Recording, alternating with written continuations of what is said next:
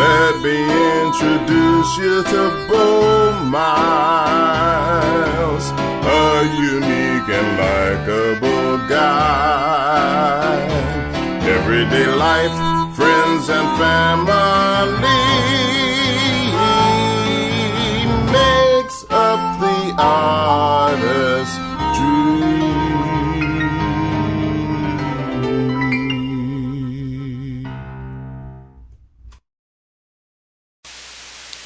Here we are, another episode of the Artistry of Podcast. This episode is going to be a special one because I'm actually doing video with this. So there will be a video portion that you can actually watch the things that I'm going to be presenting.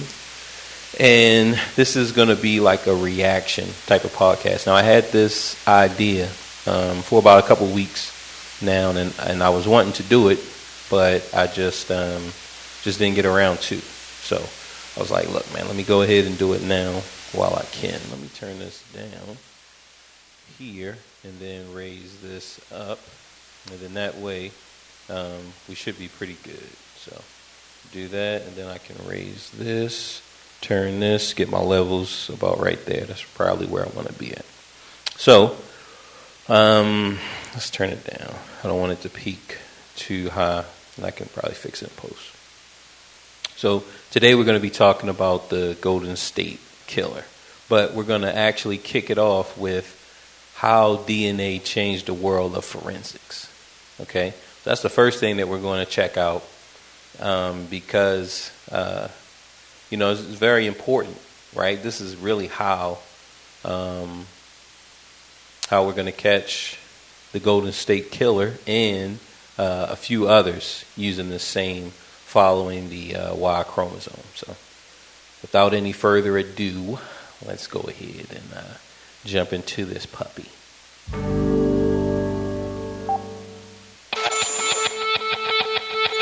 We have a story tonight about crime and unusual... All right, so this is How DNA Changed the World of Forensics, Retro Report, the New York Times. So that's what we're listening to.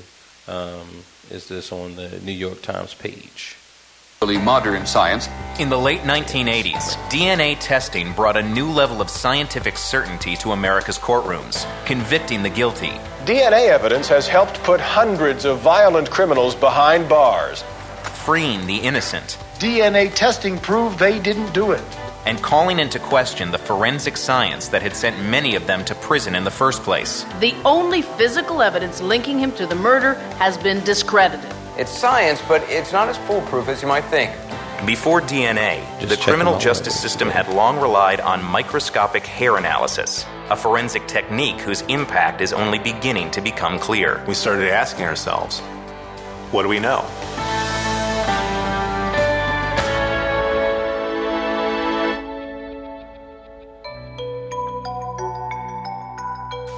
The DNA In revolution. 1981, Hair. Kirk Odom saw how a Animals. few hairs could change a man's life. I used to go jogging like every Sunday. This particular Sunday morning, as I was leaving out of the house, the Metropolitan Police was knocking on the door. The police had noticed Odom a few weeks earlier when they were scouring the neighborhood for a suspect who broke into a woman's apartment and raped her at gunpoint. The policeman said, oh, he looks... Now, those of you who are not watching this on the YouTube channel will be Patser99. Those of you who won't watch it. So they showed a description, right? A drawing of a black male, and I would say that he fit the description. A little bit like a composite sketch I saw of the rapist. I told them that I was at home in bed, and my moms can verify that, but yeah, come on, dog. That's not good they enough. didn't believe me. I wouldn't have believed him. I wouldn't have believed you. The victim soon picked Odom out of a lineup, though her identification was called into question. She only had a fleeting opportunity to see the perpetrator. But the police had another piece of evidence, a hair found on the victim's nightgown. They didn't give me any information. They just wanted hair from my groin area. They wanted hair from the top of my head. The police sent the hairs to the FBI's renowned crime lab. There, some of the nation's most experienced forensic scientists used high-powered microscopes to check more than a dozen characteristics, from pigment distribution to scale patterns. that told them whether a hair could have come from a suspect. We would look at hairs all the time, every day. If you look at something every day, routinely, you get very good at noticing small differences. Max Houck would later join this elite unit of hair and fiber experts. Some of the people that I worked with were fantastic. They had such a keen eye, such good discrimination. They saw things that I just didn't think you could see. The examiner's skills had been honed through decades of scientific crime fighting at the Bureau. Comparisons show that the strand of hair from the assailant's scalp is exactly the same as the hair of one suspect being held by police. By the 1970s, microscopic hair comparisons were an essential part of the FBI arsenal. Even a single hair may supply evidence. When Odom's case came to trial in 1981, the FBI's analysis was clear. It was explained to me that they matched the hair, one hair was another. The most important evidence came from the hair microscopist. Now, at this point, if you're him, you're like, and you didn't do it, and they're like, look, man, this hair matches. You're thinking like, yo, the cops set me up. Like, yo, these crooked motherfudgers. I can't say it's unique, but I can say the chances of it coming from anybody other than Kirk Odom are small. I could put myself in one of the jeweler's places, and say, well, yeah, he must have did it. It took just a few hours for the jury to convict Odom. He was sentenced to more than 20 years in prison. 6 years into Odom's prison term, a revolutionary new technology burst onto the scene. Scientists say they can take one hair from a crime scene, isolate its DNA, and match it with a sample from a suspect. At the FBI in one of the nation's foremost forensic laboratories, they are running extensive tests determining how the agency can take advantage of the new technology. By the mid-90s, hair examined under a microscope at the FBI was often sent for a DNA test. Houck remembers one day early on when he got a DNA report on 2 hairs his unit had found to be microscopically indistinguishable. The results were jarring. The hairs didn't come from the same individual. We started talking about, well, what did we see? Why did we think it did match? How good are we, in a sense? There's always that chance that you might be wrong. We never really knew what that chance was.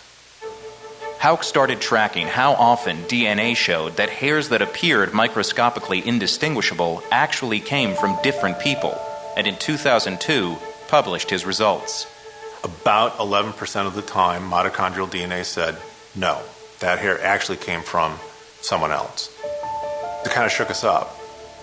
But it wasn't the only warning about the subjective nature of hair analysis, which was also being done in state and city crime labs across the country. One FBI hair and fiber expert, Michael Malone, had already come under fire. Malone positively identified the victim's hair on a blanket that was never at the crime scene.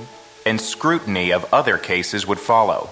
Now, 12 years later, the new DNA tests proved they're innocent. If they stopped to think about it, they would have known that what they were doing was scientifically invalid. But no one did it. Just let it go. Since the early 90s, Peter Neufeld and the Innocence Project had been using DNA analysis to retest crime scene evidence in old cases and free wrongly convicted prisoners. And by 2012, the numbers were startling. According to the Innocence Project, nearly a quarter of the more than 300 people exonerated by DNA had been convicted in part by hair analysis. So how did an accepted forensic technique lead to so many problems? It's not like DNA, where they can say 1 in 1.8 billion. There aren't any statistics. That's the essential dilemma that a hair examiner is in. I can't put a number to it. There was absolutely a disconnect between what I could say as a scientist and what the prosecutors or the defense attorneys wanted me to say. While FBI lab reports typically stated that hair analysis wasn't a means of positive identification, on the witness stand, some examiners made it sound like it was, by implying a near certain match or by using unsubstantiated statistics. The manager of the Montana State Crime Lab testified there was a 1 in 10,000 chance that hairs found at the scene did not come from Bromgard. In Kirk Odom's case, The prosecutor explained that the FBI analyst had examined thousands of hairs during his long career and only rarely found hairs he couldn't tell apart. If you have no numbers, how can you use words like remote or extremely rare?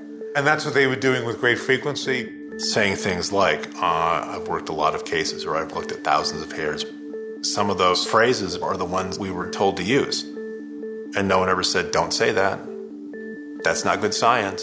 Lay lawyers and lay judges and lay jurors simply didn't understand it and accepted it as God. Many jurors were primed to accept testimony about forensics like hair analysis, having seen it used in crime fiction, from Sherlock Holmes Traces of it on a few strands of hair. to modern TV dramas.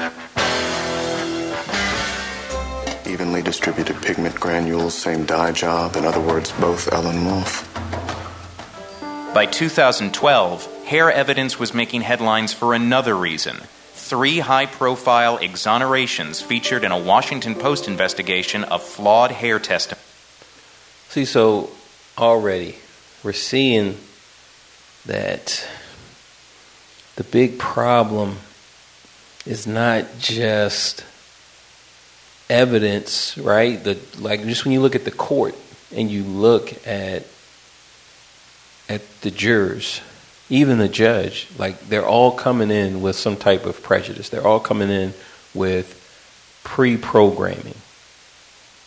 Whether it's we believe this or we believe that, so they already are coming in with this, right? So if they believe the hair fibers are accurate, and someone says, and because you're going to believe in the system, right? You believe in the courtroom. Like, you don't believe that people are telling you that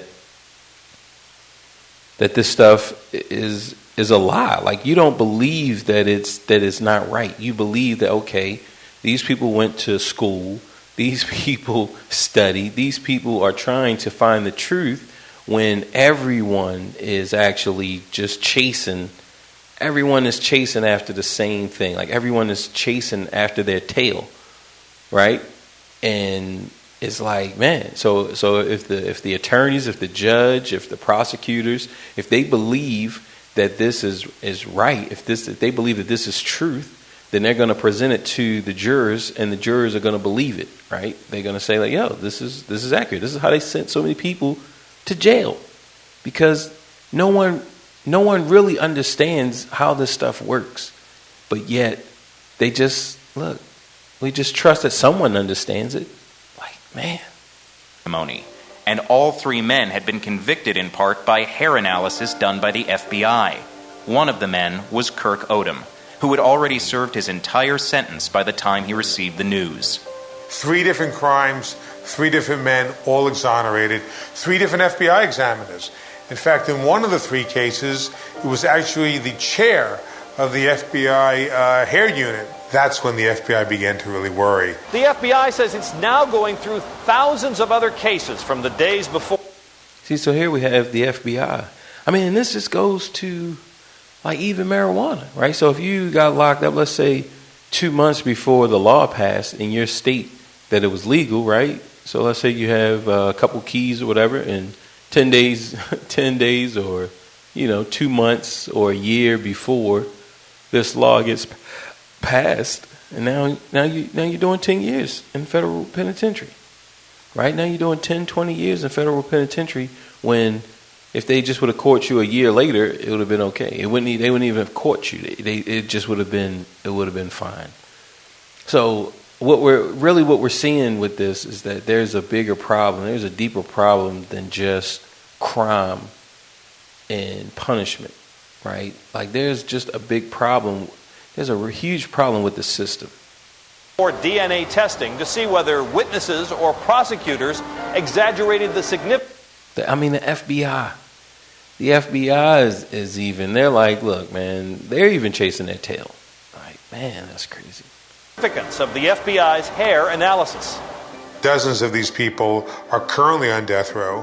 One execution was shut down hours before they were going to execute the man in Mississippi. Neufeld and the Innocence Project are working with the FBI in this landmark review of more than 2,500 cases. I fully expect that in 90 to 95% of those cases, the FBI will conclude that their own agents provided scientifically invalid, erroneous testimony. Even if that's the case, it doesn't mean the convictions will be overturned. Other evidence may still uphold the original verdicts. The FBI, which wouldn't comment on Neufeld's prediction, says prosecutors and defense attorneys will review the evidence and help determine if any other suspects were wrongfully convicted, like Kirk Odom, who spent 22 years in prison. I didn't get a chance to raise my daughter. She barely knows me, and that really hurts. Now, see, this is propaganda as well, right? So, look, guys, your boy Bo I gotta be right down the middle, right? So, just to say, okay, you didn't get a chance to raise your daughter, she barely knows you. Like, I mean, that's really whose fault is that, right? Now, you got wrongfully convicted, but what about her parent, like her mom? What about your mom? I mean, you got other family members that could have brought, I don't want my kids seeing me.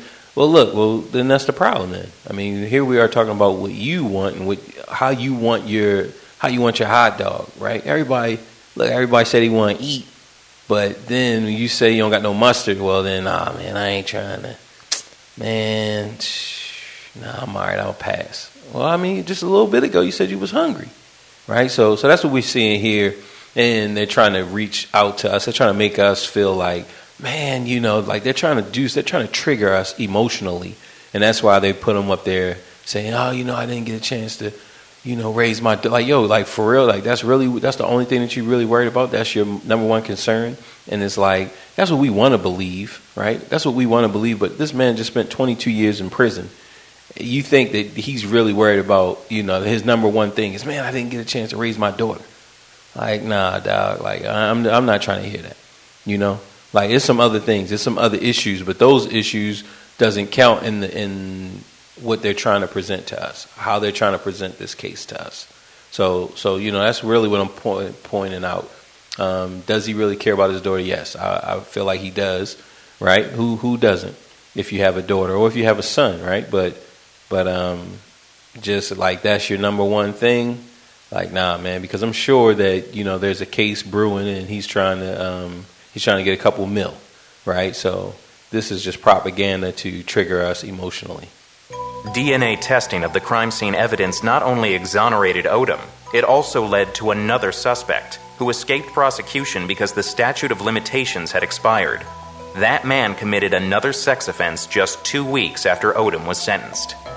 In each and every case where we've identified the real perpetrator, with one exception, okay, he or she committed other serious violent crimes during those intervening years. So you want to get it right and make it more scientific to make the system more reliable and ultimately more just. It's that simple.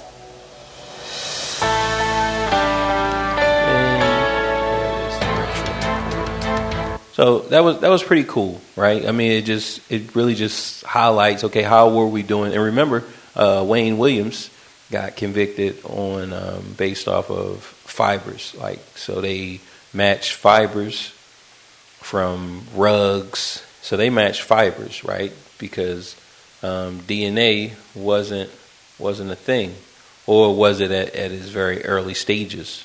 At the time, they didn't have I know they didn't use DNA evidence. They used trace evidence, and they matched fibers and saying that, hey, this carpet that was matched. I want to say he got convicted of maybe 2 of the bodies, right? Two murders, which weren't children's murders, but I want to say that's maybe some of the evidence kind of linked to the other kids, but it was pretty much along this line. So really, like, if we're going by today's standard, it would be hard if you didn't have any DNA evidence, which the other bodies, I want to say they did have some type of DNA evidence, but maybe it wasn't kept right and things of that nature. So let's go ahead and jump right into this. This is the Golden State Killer unmasked after 50 years. Serial killer Joseph James D'Angelo. Now this is we're watching, for those of you who are not watching, this is True Crime Mysteries. And this woman, she's excellent. She did an excellent job with this. Let's see. Can we get her name?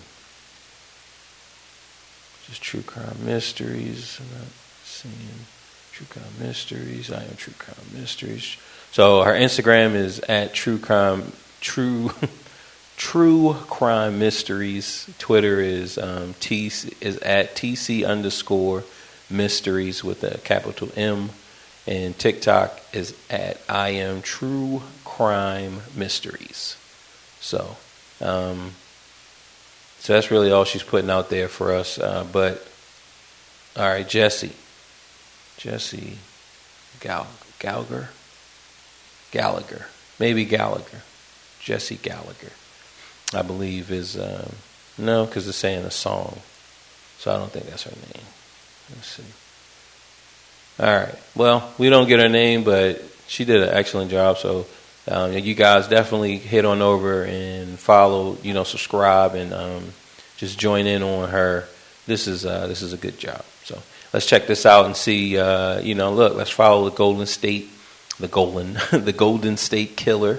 Let's follow his reign of terror and his capture using DNA evidence, mainly following the Y DNA that we're going to get into. How did they even do that? So, boom, let's kick it off. The East Area rapist who is suspected of committing at least 4 other rapes in the same area, or he may be an imitator. Police are urging everyone in the Concord, Walnut Creek, and San Ramon area to be on the lookout and to report strangers in their neighborhoods who seem to be just hanging around or displaying any other suspicious behavior.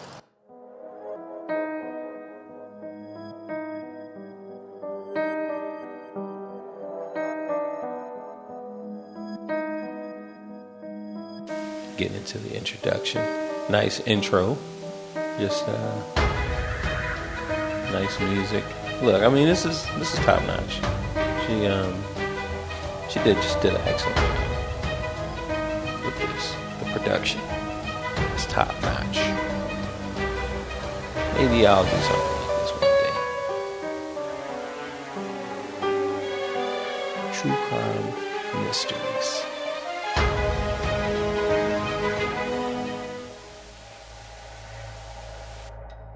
Good afternoon, and welcome to True Crime Mysteries. If you're new to the channel, hello and welcome, and if you're returning, welcome back.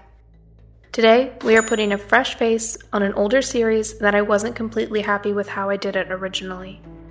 I've done a new voiceover and a completely redone video, and I put it all together as one video. This is the Golden State Killer Serial Killer Deep Dive. Let's get into it. The Golden State Killer went by many names. It took a lot of years to discover he was the same culprit in multiple crime sprees.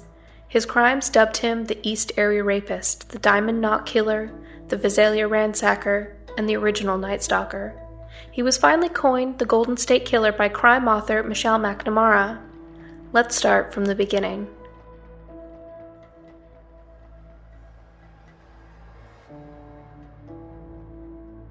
Visalia was a community first hit by who would become the Golden State Killer, but at the time of these crimes he was known as the Visalia Ransacker. He honed his skills here. It was where he took his first life, and investigators knew he was building to something more violent even early on. Visalia would be plagued with a violent prowler for nearly 2 years before he disappeared. In 1974, reports began coming in about a prowler in the small farm town. Now, some of the clippings that they were showing are like, those are really good. I mean, sketches. I mean, it just shows the power of of these sketch artists, and just the ability in them just working time and time again and getting certain features, and they can kind of get an idea like, boom, here, this is it. I mean, like, it's crazy that look like that's pretty accurate, so. Boom. Town of Visalia, California. There had been multiple sightings of a prowler in the neighborhood of South Desmarais Street. A few weeks later, a house would be ransacked. Little was stolen, mostly just keepsakes such as piggy banks, class rings, engraved jewelry, personalized items, or small collections like coins or stamps. A distinguishing calling card was that he would steal one earring from a pair or a single cufflink. The items he took were sometimes found nearby or in the next home he ransacked. He also stole any weapons in the house, firearms, ammunition, knives, tools, and even a billy club. This immediately led investigators to believe he was already gravitating towards violence. Occasionally, he would only steal more practical items that seemed to be used for his personal use, such as packages of shirts, glue, canned foods, dishes, and a stereo. He would often leave higher valued items, including money left in plain sight.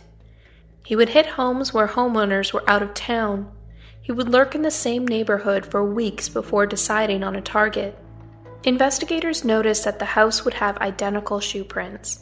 The shoe prints would be under windows, paced around the backyard, and often establish routes. This patient and calm attitude was a sign that he did this to satisfy a different craving. He would often enter the home through an unlocked window. Sometimes it would be slipping a lock or forcing open a sliding glass door. Once he gained entrance into a home, he would create multiple escape points by opening additional windows, pulling off screens. This was so he could have an easy exit if someone entered the house unexpectedly. Now, just that, okay, we know that, okay, he's opening up multiple escape, like he's getting ready for multiple escape routes and routes. Like, so, you know, like that's going to tell us that, okay, this guy has some training. This is, you know, maybe military, maybe police, right? But mainly I'm going to think military. Just, okay, multiple routes of escape. Like, you know, look, man. I mean, in today's era, we would say, okay, this is Grand Theft Auto training right here. You know, he's been playing GTA 5, the heist, right? I mean, that's really what we've seen with the young Dolph assassination, because right now we believe that they're kids. They're like young, you know, maybe between maybe 17 to 25 or something, right? We believe that, you know, these are kids who did this. They would get this type of training and experience in the game, right? Now, I'm not saying we need to stop these games, but this is what, you know, this is what happens. And it's not just, if we ban games, will it decrease in the killings? No, it's not going to decrease in the killings. But one hand washes the other while both hands wash the face. So let's go ahead and get in. Unexpectedly. And it also made hearing outside noises easier. Cars passing, people walking, dogs barking, all indicators that he had been spotted. Once he was comfortable in the home, he would then begin ransacking. He would open every drawer, cupboard, and closet. He would collect up women's undergarments, arranging them in particular ways and in a deliberate fashion. He would take photographs out of frames and stimulate himself using lotion found in the home. Or sometimes he would bring his own, additionally smearing lotion all around the house. He would often cause minimal damage to the homes, knocking over bookshelves or pouring wine onto the carpet, or dumping liquids onto furniture. He would already he's leaving a lot of DNA evidence. So his DNA evidence is there. He's relieving himself. That means he's busting heavy nuts all on the floor, just in the bed. Like he don't care, and he doesn't, like, DNA evidence is not even a thought that they can even connect you off of your nut loads. So this guy is clearly of the time, right? During his time, look, man, they don't even have DNA evidence, because he wouldn't be doing that. He wouldn't be busting loads just all through the house. Like, nah, not a creature was stirring, not even a mouse. Often ransacked multiple homes in one night, and on November 30th, 1974, there were 12 separate incidences connected to the Visalia ransacker. Although he was rarely seen, there were a few witnesses. He was described as a Caucasian man with a fair complexion and light hair. A young adult, average height, stocky build, and a cleft in his chin. Now this picture that they just showed, it kind of remind me, let's see if we can, no, not in this interface, but it kind of remind me of the clown. What was John Wayne Gacy? So it's interesting how like he has that look a little bit. So He was described as physically fit, as he was able to scale walls, with witnesses saying he had strong arms and a firm grip.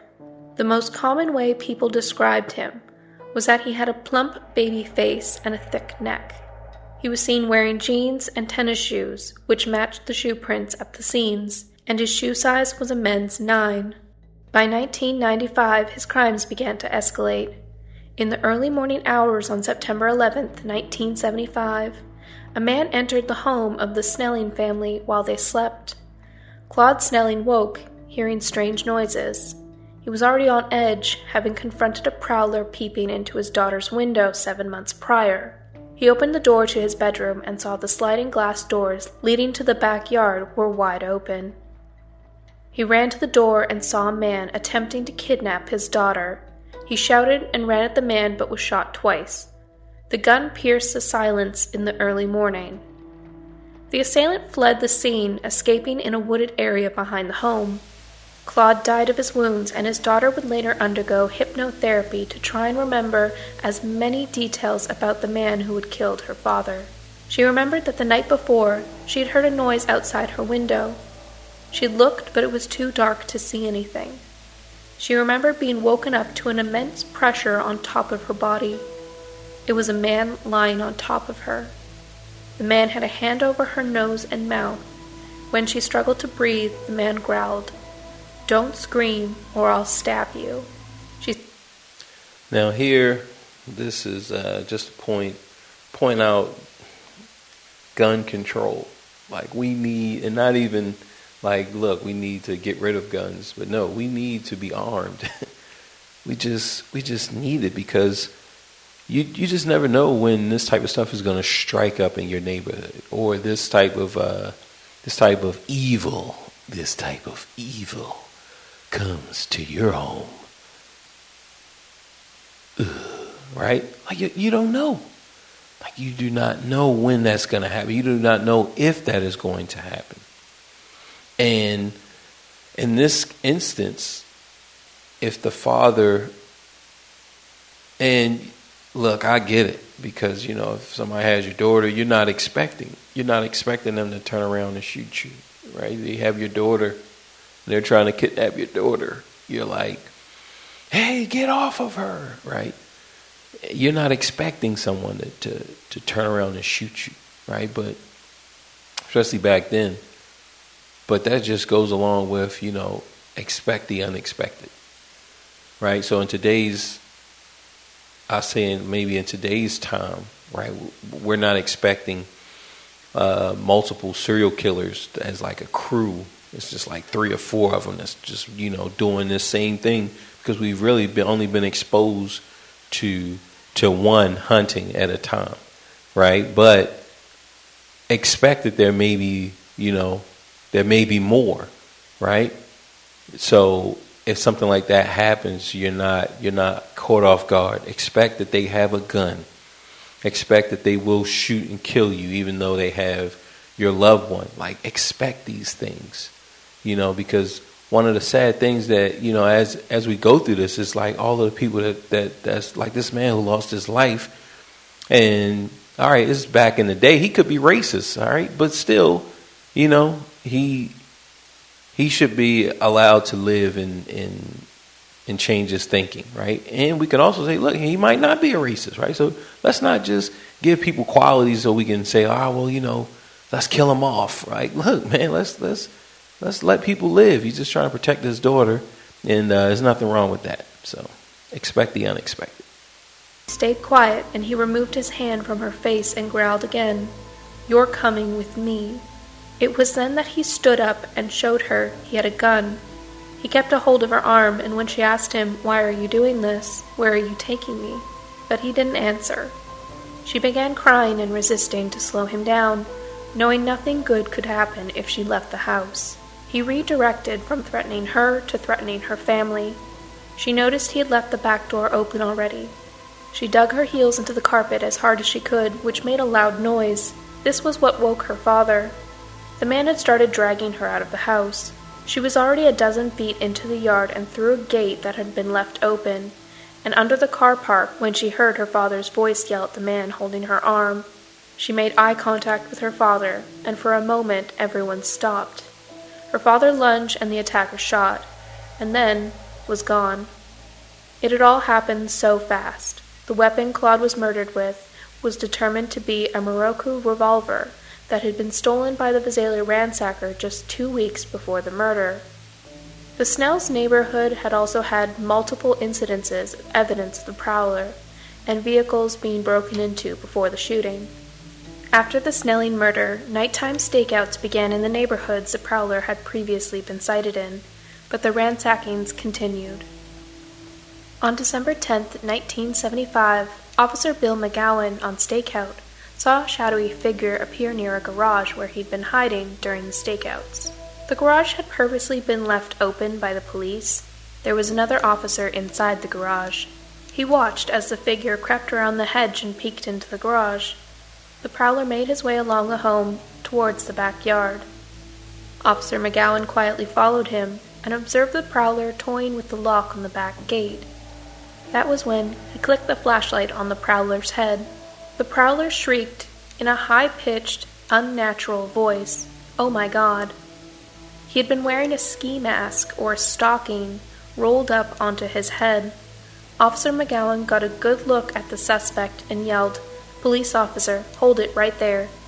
The suspect vaulted over the gate and took off running in a zigzag pattern through the yard. Officer McGowan ordered the suspect to stop and put his hands out, but when he kept running, he pursued. The suspect continued to scream, "Oh my God, please don't hurt me," in a bizarre, high-pitched and oddly feminine voice. The officer fired a warning shot, which also alerted his partner. The suspect hopped over fences with an intimate knowledge of the area. The man stopped running only 5 feet from the officer and put a hand up, his back facing the officer. His other hand began rummaging through his coat pockets. Before the officer could react, the suspect spun around and fired a shot. Officer McGowan fell, and the suspect ran off. I fell down. The impact knocked me back, and he continued to run, throwing some items, apparently. The name's Bond, James Bond. All right, so here we're not going to check out that commercial, but I mean, just so far, like if we just look at that, so far what we're seeing is like, yo, man, this guy is trained very well. Like that's what we're seeing, you know. So like I'm thinking military. I'm thinking police department.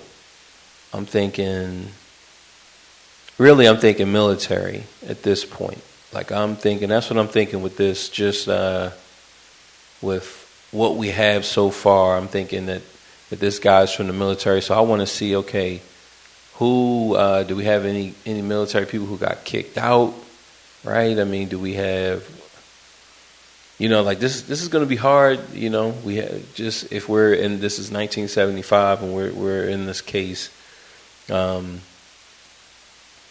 the high-pitched voice, that's what's going to make me think that he's actually somebody close by. Like he's either on the force, he knows someone close by, like, because he's just covering too many tracks, right? He's throwing off too many things. So then that's going to make me even question the shoes that, like, because, all right, if this guy is zigzagging, he's using high-pitched voice, he's coming well prepared, he's opening up several different exits, then that means that he's wearing a bigger shoe or a smaller shoe, right? Just based off of his height, I mean, we can get an accurate, how close of a shoe size are we going to be to, I believe they were saying a 9. So I'm definitely thinking military at this point. Military training, police officer. Burglary in the area. He obviously didn't take the full brunt of that bullet that he fired. What happened there? Yeah, the projectile went into the end of my flashlight, which is the Cal light, the big metal one, and went through several batteries and lodged in the back portion of the flashlight. The Visalia ransacker eluded police that night. Despite the entire police force tracking his prints and using police dogs, McGowan was able to add to the description that he drew his weapon and shot with his left hand. He worked with the sketch artist to come up with these images. Officer McGowan served as the member of the Visalia Police Department for many years, where he retired after a long and honorable career. Even in his retirement, he continued to help the Visalia ransacking case, and after he passed, his son went on to continue his work.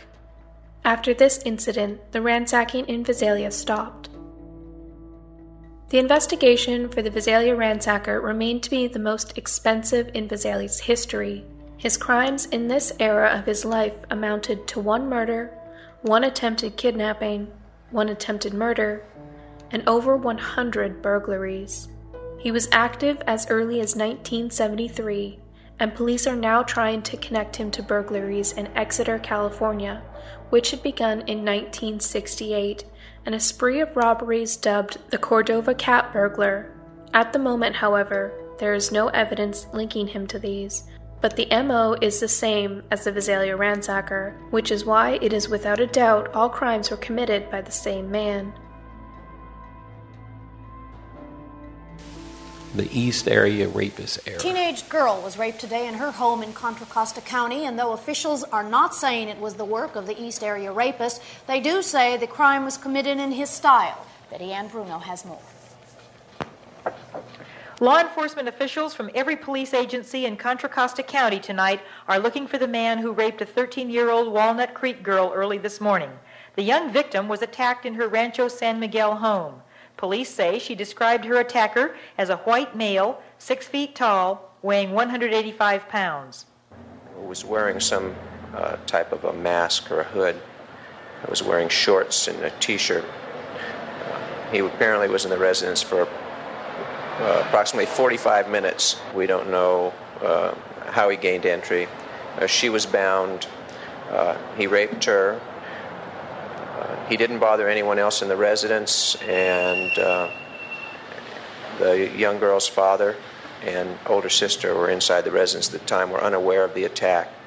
Johnson said her assailant may be the East Area Rapist, who is suspected of committing at least 4 other rapes in the same area, or he may be an imitator. Police are urging everyone in the Concord, Walnut Creek, and San Ramon area to be on the lookout and to report strangers in their neighborhoods who seem to be just hanging around or displaying any other suspicious behavior. This is Betty Ann Bruno in Walnut Creek for the 10 o'clock news. Rancho Cordova, a suburb in the Sacramento area in the early 1970s, was considered a sleepy and safe residential area to raise a family. In the 1950s, Aerojet had opened its headquarters there, which was causing a suburban housing boom, turning the open vineyards into neatly organized neighborhoods of single-story homes. However, it wasn't a perfect community. Memories from the 70s were littered with both positive hot summer days spent by the river, and those that weren't so fondly looked upon, homelessness and drugs. By far, though, one needs only mention a name to stop folks who grew up in that area in the 70s dead in their tracks. The East Area Rapist, or EAR. This was the first community he plagued with escalating violence. It meant something to him, as even when they thought he had moved on to a different area, he would keep coming back. Many who investigated had believed that this was where he lived, his home. His first attack was on June 18, 1976. A call came into the Rancho Cordova Police Department at 5 a.m. from a 23-year-old woman. She had managed to walk backwards, knock the phone onto the floor, searching for 0 with numb fingers. Her hands were tied behind her back, tied so tightly that she had lost circulation. She was calling to report a home invasion and sexual assault. She told police she had been awoken to a man standing in her doorway. She had initially thought she was dreaming, thinking to herself, "Who wears a ski mask in Sacramento in June?" before realizing the danger before her. She noted that the mask was strange. It was white with a coarse knit-like material with eye holes cut out and a seam down the middle. She also noted he was about 5'9", moderately muscular, wearing a blue t-shirt and gray canvas. Noted he had very pale legs with dark hair. He wasn't wearing pants, breathing heavily, and holding a knife. "If you make one move or sound, I'll stick this knife into you," he whispered.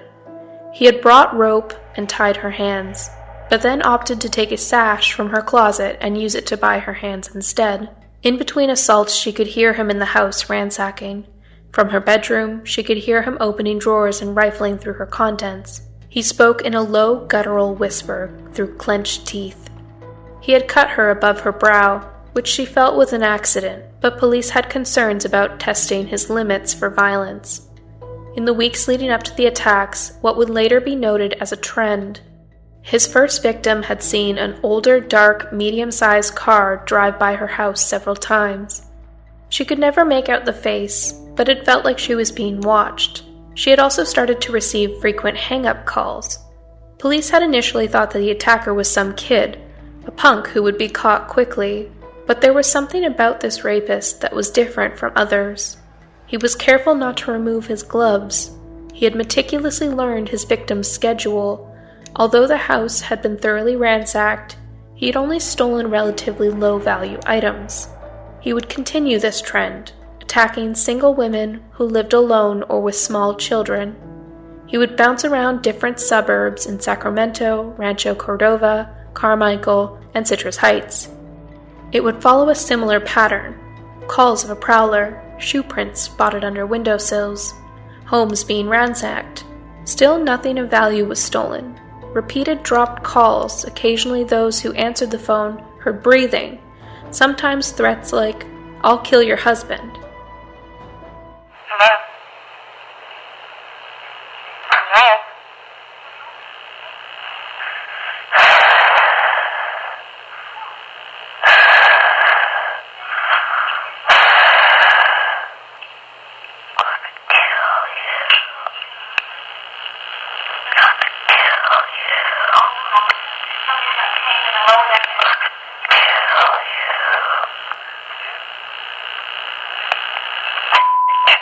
In 1976, he totaled 10 victims.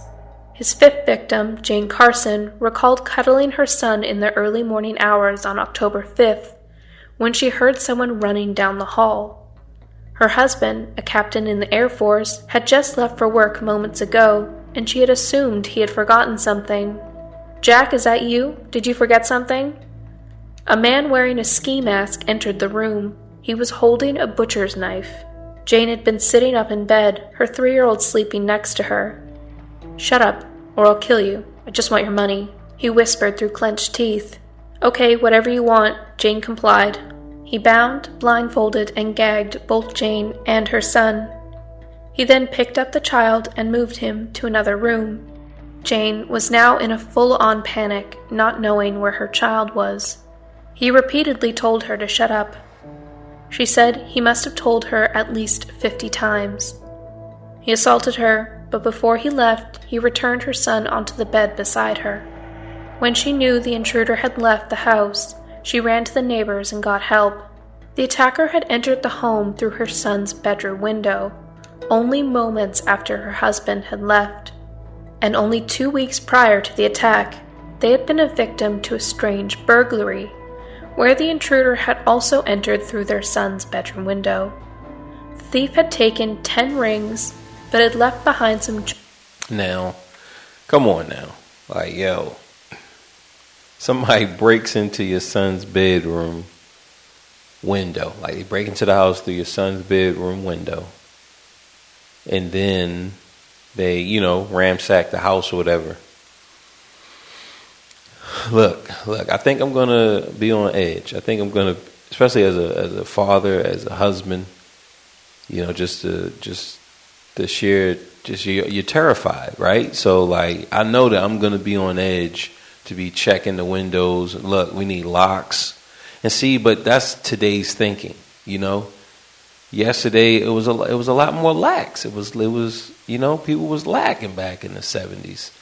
This is really around the birth of the serial killer. So, I guess people just like, look, man, it's safe outside. But that even brings into how come the black community is not like that, right? How come the black community isn't like that?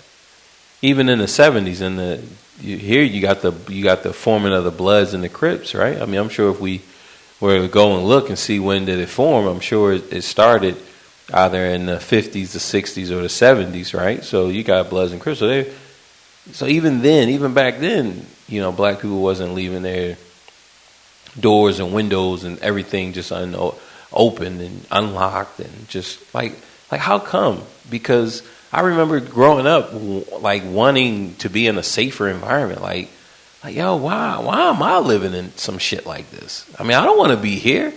Look, man, I want to be somewhere where I can just focus on sports or focus on video games or focus on chess or music or whatever the hell, art. Like, I don't want to be worried about some kid beating me up or, roughing me up or robbing me, So it's just crazy when I hear these stories.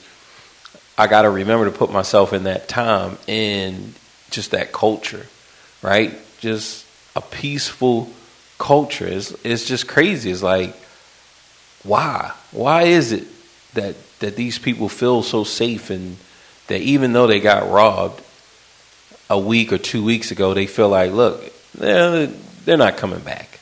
Like, that's just crazy. I mean, I just know that I would be on edge. I would be terrified. I would be checking the windows, checking the doors, checking to see who's around, watching, okay, are they going to strike the neighbor's house? Like I just know that I would be on guard if someone already broke into my house. So let's see how it plays out. Jewelry that had been stolen from their neighbor's house. Police had been sure it was the same guy whose primary objective had never been theft.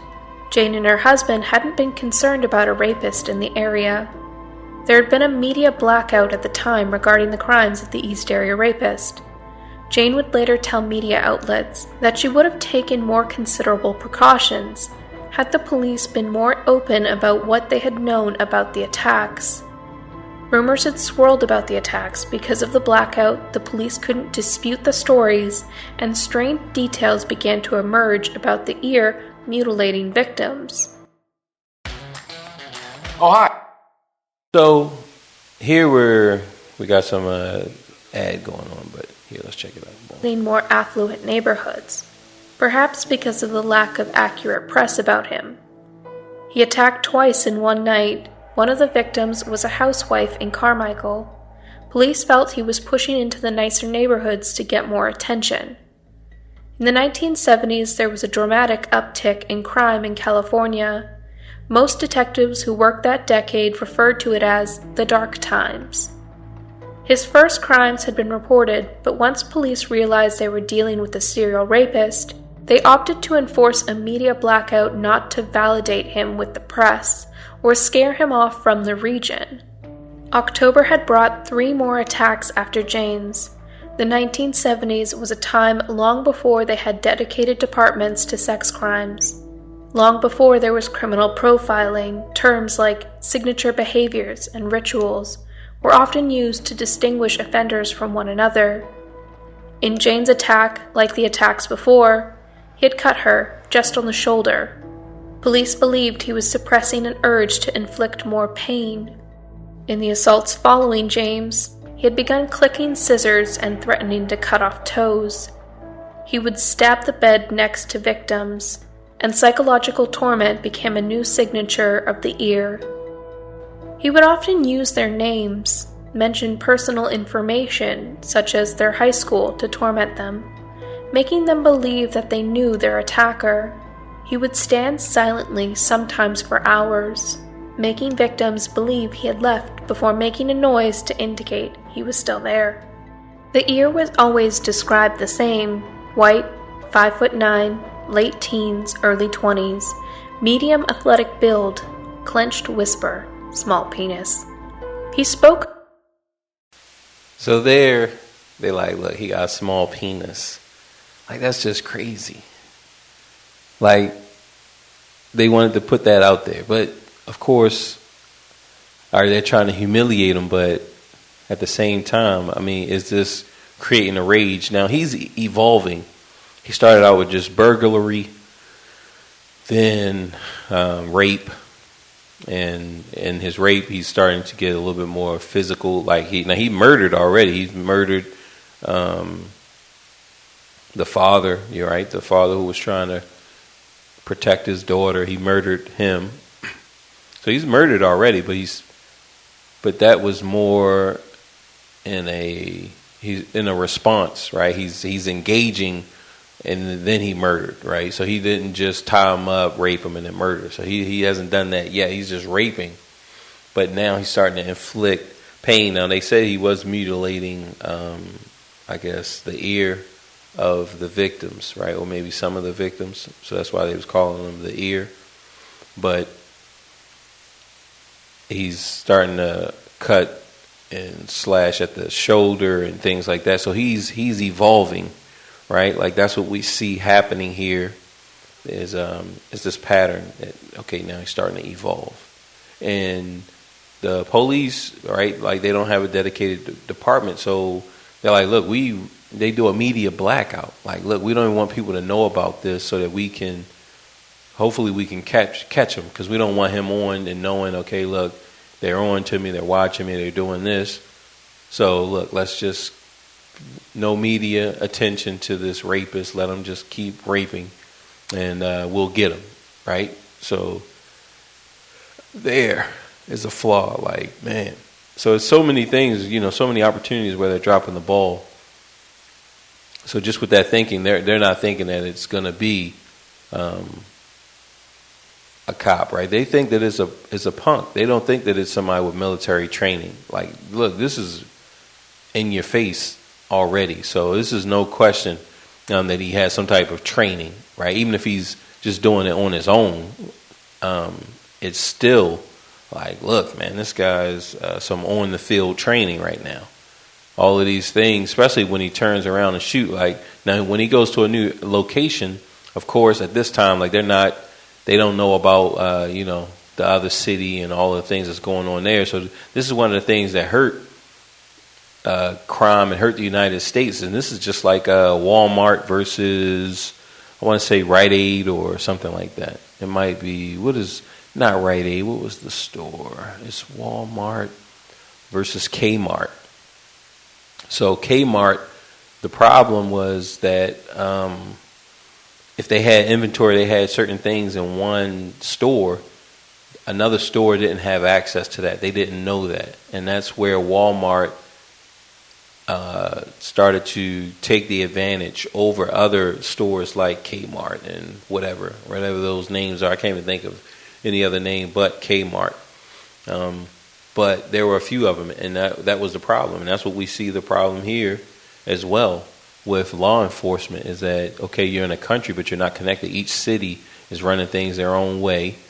They're not talking to each other. There is no big database. And so that's where we do finally get it, where all of these things are cross talking and the communication channels are open. All right, let's jump back in. Hurriedly, but physically moved in an entirely leisurely way. He would drape towels over TVs or lamps. Lighting seemed to be necessary, and he had particular psychosexual needs. He would often bind his victim multiple times and would use different materials. He never fondled the victims and would question the victims while assaulting. He had asked Jane, "Is this like the captain's?" while he had been raping her. While he was assaulting her, he would snap at her directions. "Put some emotion into that," he would order, "or I'll use my knife." It hadn't been typical for a ski-masked rapist to be so devoted to recon.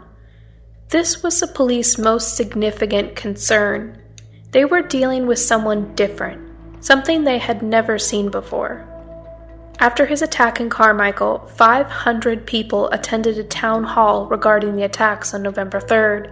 The following day, the Bee, a local newspaper, published an article about the 8 attacks that had occurred so far in 1976. The detectives awkwardly fielded questions they had no answers to, and reminded people to be vigilant in their neighborhoods. They had never anticipated so many people to attend. Law enforcement officials from every police agency in Contra Costa County tonight are looking for the man who raped a 13-year-old Walnut Creek girl early this morning. The young victim was attacked in her Rancho San Miguel home. Police say she described her attacker as a white male, 6 feet tall, weighing 185 pounds. He was wearing some type of a mask or a hood. He was wearing shorts and a T-shirt. He apparently was in the residence for approximately 45 minutes. We don't know how he gained entry. She was bound. He raped her. He didn't bother anyone else in the residence, and the young girl's father and older sister were inside the residence at the time, were unaware of the attack. A teenage victim watched TV in the den of her family home when a man came up behind her. 1977 marked a turning point for the ear. The Sacramento Bee did an article warning single women and how to protect themselves, and they wrote, "The East Area Rapist will never attack while a man is in the house." After that article, almost as if it had been a challenge, the Ear began targeting couples. He read the news articles written about him, and if they noted a particular trend, he would adapt. Some speculated he would even change his appearance. If it was written he was pale, in his next attacks they would be carried out by a much more tanned man. His hair went from long to short. He was continually adapting. His attack on couples was an escalation point in the Ear's criminal career. There were 11 attacks in a row. He would get the female to bind the man and separate the two. After bringing the woman to the living room, he would force the men on all fours and stack teacups and saucers on their back, saying, "If I hear these rattle or crash, I'll kill her." The attacks would look the same: shoelace bindings and wrists tied so tight they were bruised, empty beer cans and food eaten. He took his time, often staying in the house for hours after assaulting the victim multiple times. He would ransack the house, opening cupboards and drawers, stealing engraved jewelry and stamp or coin collections, photos, occasionally money, but never taking anything valuable. Some items would be found later, dumped somewhere nearby. He had told one victim he had been in the Army. This had already been a line of theories from detectives. There were 4 military bases around Sacramento and 1 Air Force base. Many of his victims described his demeanor as someone who had a background in the armed forces. They recognized the methods he used. He would open up multiple exits, stalking the potential victims for weeks. The dishes trick was a technique commonly used in the Vietnam War. He would also turn off air conditioning units to hear better, in addition to his preference for knives and how proficient he was with knots. There was also the...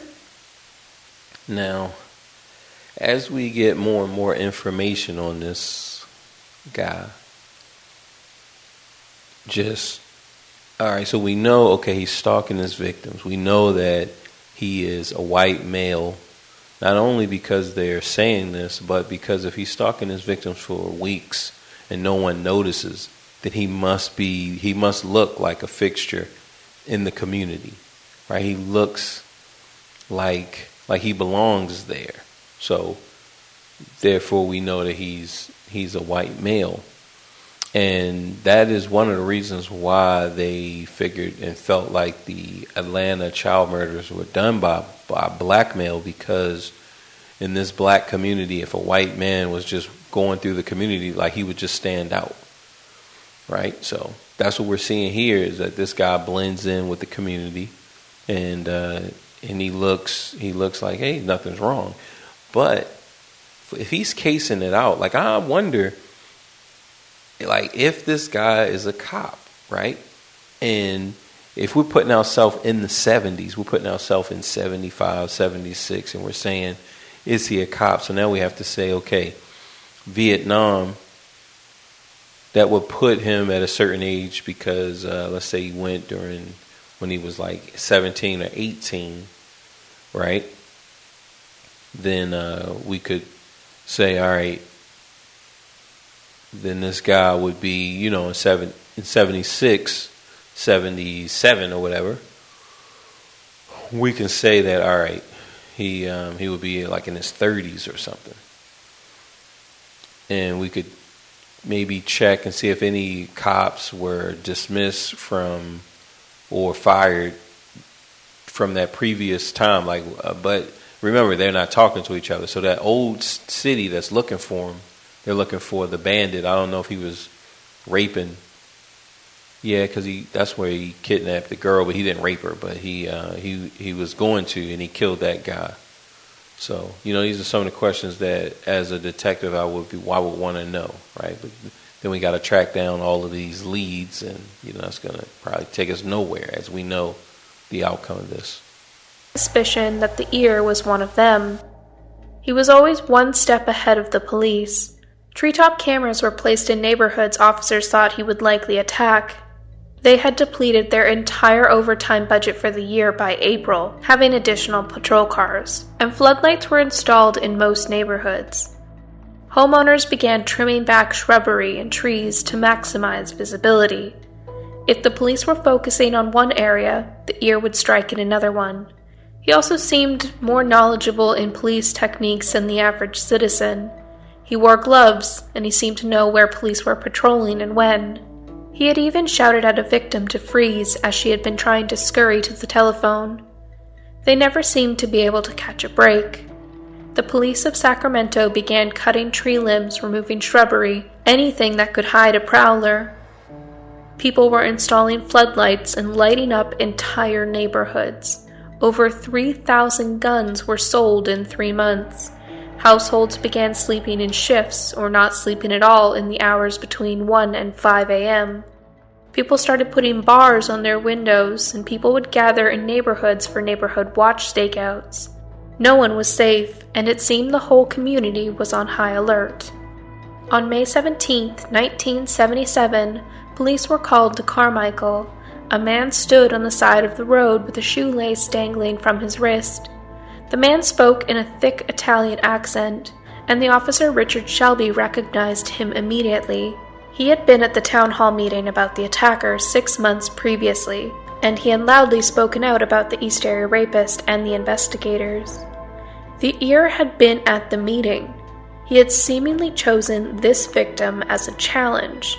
After what was the 42nd attack in Dansville, investigators were searching an area that a neighbor had reported seeing a suspicious vehicle in the previous day, and they discovered 3 sheets of paper torn out of a notebook. The first sheet appeared to be some homework, part of an essay on General George Armstrong Custer. The other sheet was a journal-styled writing about how the author had been made to write lines by their teacher and how angry it made him. The letter was called "Mad is the Word." Although it is unclear if it belonged to the ear, investigators did use it to attempt to find a suspect. The author specified having a male teacher, and assuming he went to school and was a local in the area, there hadn't been a lot of male teachers at that time. But this didn't turn up any new leads. The last page was a hand-drawn map of what appeared to be a suburban neighborhood with the word punishment scrawled on the reverse. They couldn't determine what neighborhood it was, but it revealed that the artist had a strong knowledge of architectural layout and landscape design. Police then began to look into anyone who may have done security for development projects or cartographers. All right. So here, you know, they're looking. We got an ad going on, so we're going to skip it. Boom. Reason for being in a neighborhood for extended periods of time. A lot of the areas the ear hit were usually adjacent to building developments. Brian Maggiore was out for a walk with his wife Katie and their dog. The couple were in high spirits celebrating a promotion where Brian, an administrative specialist with the Air Force, had just received word that he was being posted to Germany. It was about 9 p.m. and they were only blocks from their apartment in Rancho Cordova, where they encountered a man prowling in the dark. It is believed that Brian chased the prowler into a nearby backyard. Brian, who was 6'1" and had a good 50 pounds on the prowler, was closing in on the suspect when the prowler produced a gun and shot Brian in the chest. The prowler then came around the house and chased down Katie, who was running away, and fired. She was shot fatally. It was initially thought to be unrelated to the ear, but at the scene, a pre-tied binding made of shoelaces were found near a window of a nearby home. The young couple, only in their early 20s murder, rocked the already terrified community. A witness looked out a window witnessing the entire scene. They were able to describe the shooter as wearing a ski mask, wearing a brown leather jacket with dark, quiet shoes. At this point, the ear only killed out of necessity, only in times when he felt there was no other way out. The Majori's murders marked his second escalation of violence resulting in death. During his attacks, he began telling victims he would start killing. He would say that he wanted them to relay messages to the police, and that he wanted to read that message in the papers the next morning. There was a break in the summer in 1978. His last attack had been in June, and for a while everyone breathed a sigh of relief. So here we see fame.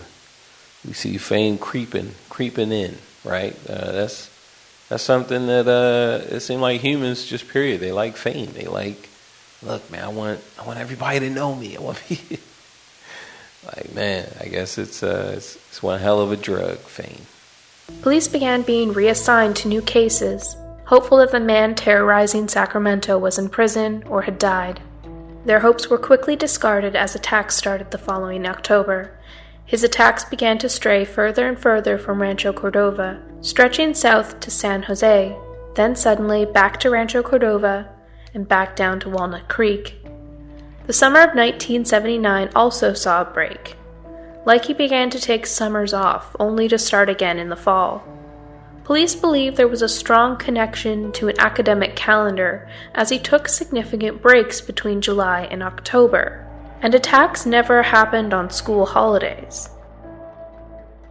I didn't hear him come in, I didn't hear anything, and all of a sudden there was someone standing in my door, the bedroom door, and I looked up and I thought it was my dad at first, because he drives weird hours and he might have come in early because it was early in the morning. And nope, it wasn't my dad. So he came in, he had a ski mask on, and jumped on the bed and had a knife. And I don't exactly remember what he said, but something to the effect of, don't scream, don't, whatever. And tied my hands behind my back. He put a cut over my eye, but I didn't even realize that I had been cut. And I guess part of what he said is that, I don't know what he said. I just remember feeling extremely threatened. After it was all over and done with, he went through the stuff in the room, took money out of my purse, took some coin books and stuff that I had, and took a piece of jewelry. It was just something that I had just gotten. I don't even know what it was. And I laid in the bed for, it seemed like forever, because I never heard, I was waiting for the door to close, and I never heard the door close. So I was afraid to get up to see. And finally I said, okay, this is do or die. I don't hold it against him. There's something wrong with him.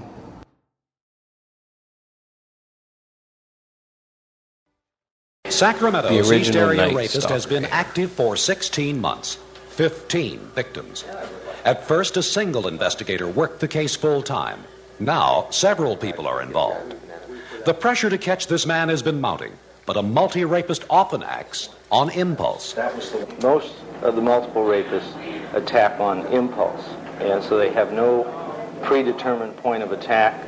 There is no way to calculate a pattern of where they're going to strike next, or the type of place they're going to strike next, or who their next victim is going to be. Many of those involved with the case say the East Area Rapist lives within the area where he operates, that he picks upon blocks of homes within neighborhoods, jumping from one to the other.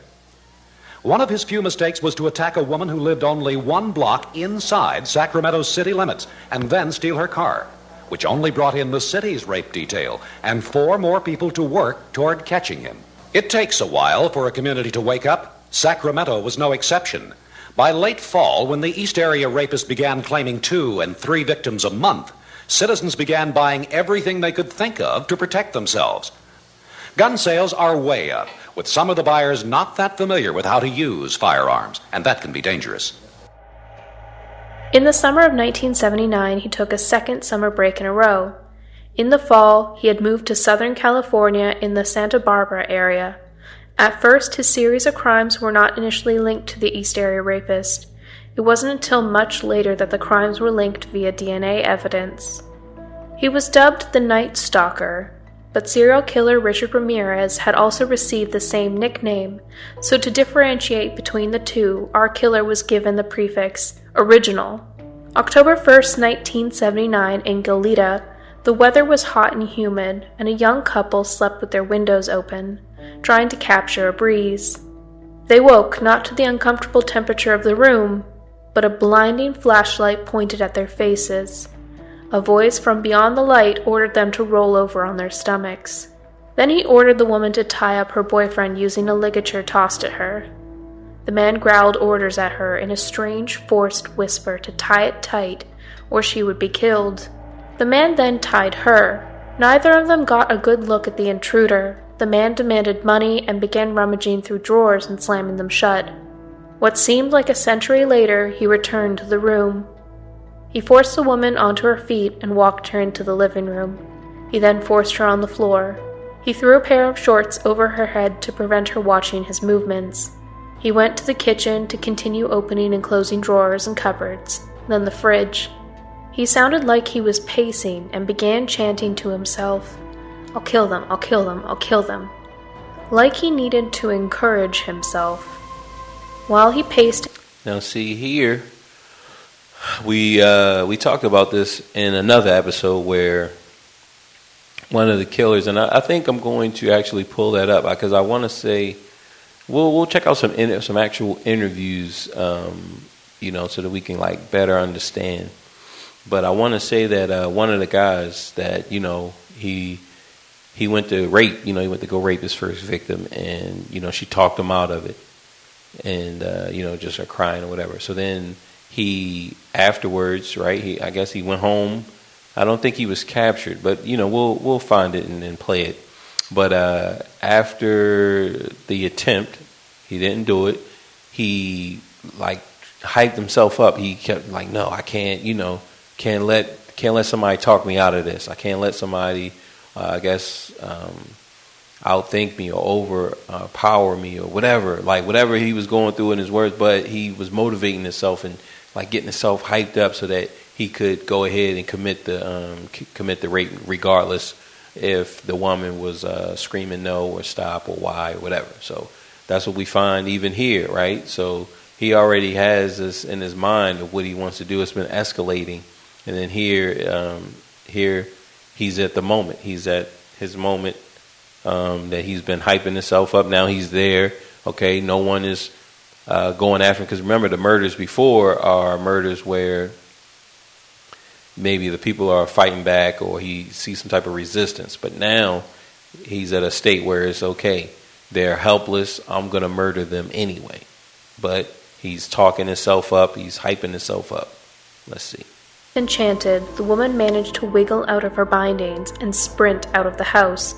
She screamed that kind of blood-curdling scream that movies can never quite capture, alerting her neighbors. Her boyfriend, still in the bedroom, had been able to hop out of the back door. When he got close to the shrubbery in the backyard, he dropped and rolled under an orange tree, narrowly missing a frantic beam of flashlight, searching. The next-door neighbor of the couple was an FBI agent. He had been enjoying the quiet evening trying to finish a book when he was alerted to the screams. He grabbed his firearm and ran out to the front yard. In his peripheral, he saw movement, and his vision flicked to a man furiously biking away from the chaos. The neighbor got in his car and pursued the man. The man dumped the bike along with a steak knife and dove between houses. The agent attempted to maintain vision but eventually gave up. The couple only had a vague description of the suspect. White, dark hair, maybe 5'10" or 11. The FBI agent didn't have much to add. He hadn't been wearing a mask, and he wore a plaid shirt, jeans, and tennis shoes. The agent received a lot of backlash from local cops for not shooting the assailant, but he stood his ground, saying he didn't know what had happened in the house yet, if there was a weapon, or if he was even the suspect that had attacked his neighbors. He didn't feel he could open fire based on the information he had at the time. This also was the first attack in the area, and he had no idea this would be the first in many murders. The bike had been stolen from a nearby home, and the steak knife had come from the couple's kitchen. The couple themselves had been confident that the intruder had every intention of killing them, and had he not given them time to get away. So here we see another thing where this guy, he's never using his own things. He's always stealing other people's things, right? So where he was burglarizing for 2 years prior to his first actual crime that's attributed to him. So he's burglarizing and just stealing people's things. So then now when he's doing these crimes, like he's never using his own things. He's always stealing from some other crime. Is always bringing stolen goods from another crime scene. So that's something else that we see a pattern with this guy. Away, he would have succeeded. He never made that mistake again. After this, there are no more witness accounts of his crimes. There are only crime scene reconstructions. He struck next in Goleta on December 30th, 1979, and his victims were Dr. Robert Hoffman and his new girlfriend, Dr. Barbara Manning. Then a married couple, Charlene and Lyman Smith, in March 1980, in the Ventura area. Lyman was to be appointed as a judge, and the police felt it was a targeted attack. Charlene had an unusual knot used to bind her wrists. This briefly brought him the moniker the Diamond Knot. The name's Bond, James Bond. All right, here we have some more ads. You gotta be on top of it, you know. It was another married couple, Keith and Patrice Harrington, in Dana Point. The following victim was in Irvine. She had been home alone and thought to be bludgeoned to death. She was married, but her husband was in the hospital at the time. Although he had a solid alibi, he was still lead suspect in her murder. Years later, his second wife would say that they would often receive hang-up calls and occasional threats for many years following. She truly felt that she would be next. Even decades after the last attack, victims would often be tormented with hang-up calls or taunts like, "Remember when we played?" He enjoyed their change of tone when they recognized his voice. He wanted them to know he was still out there, alive, free. One victim could hear a woman and children in the background and knew he was out there, living a life with his family. Investigators were sure he still lived locally. One woman had started a new job waitressing at Denny's. During a seemingly uneventful shift, she answered the restaurant's phone, and the caller threatened to attack her again. Police theorized that her attacker had coincidentally been at the restaurant. Around Christmas, one victim picked up the phone one day and the caller said, "Merry Christmas, it's me again."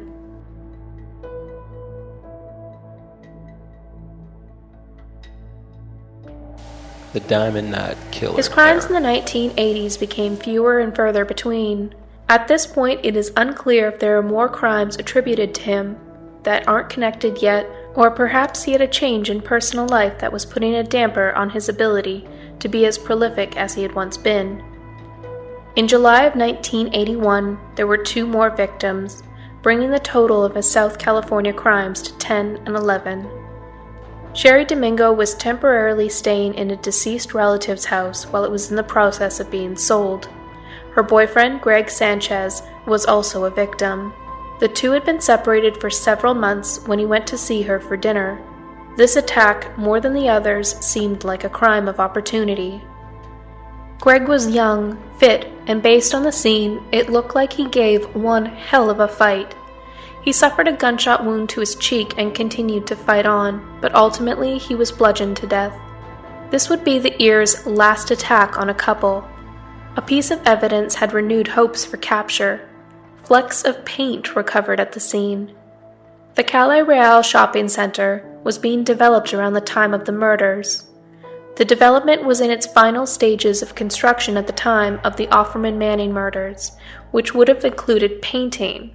However, this lead didn't pan out either. Taking on couples was posing to be more of a challenge than earlier on in his career. He was now having too many close calls. People fighting for their lives weren't as easy to incapacitate. The men kept getting closer and closer to gaining the upper hand. After the Domingo Sanchez murders, he disappeared for 5 years.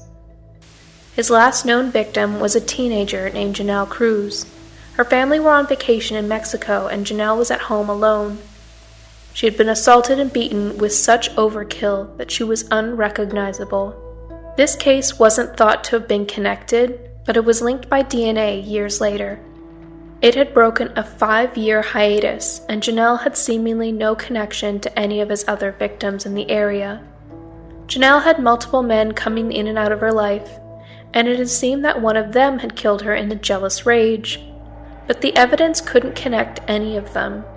Janelle's house was less than 2 miles from the 7th murder, so it was likely he had stalked the area before. It, like many other victims' homes, backed onto a drainage canal.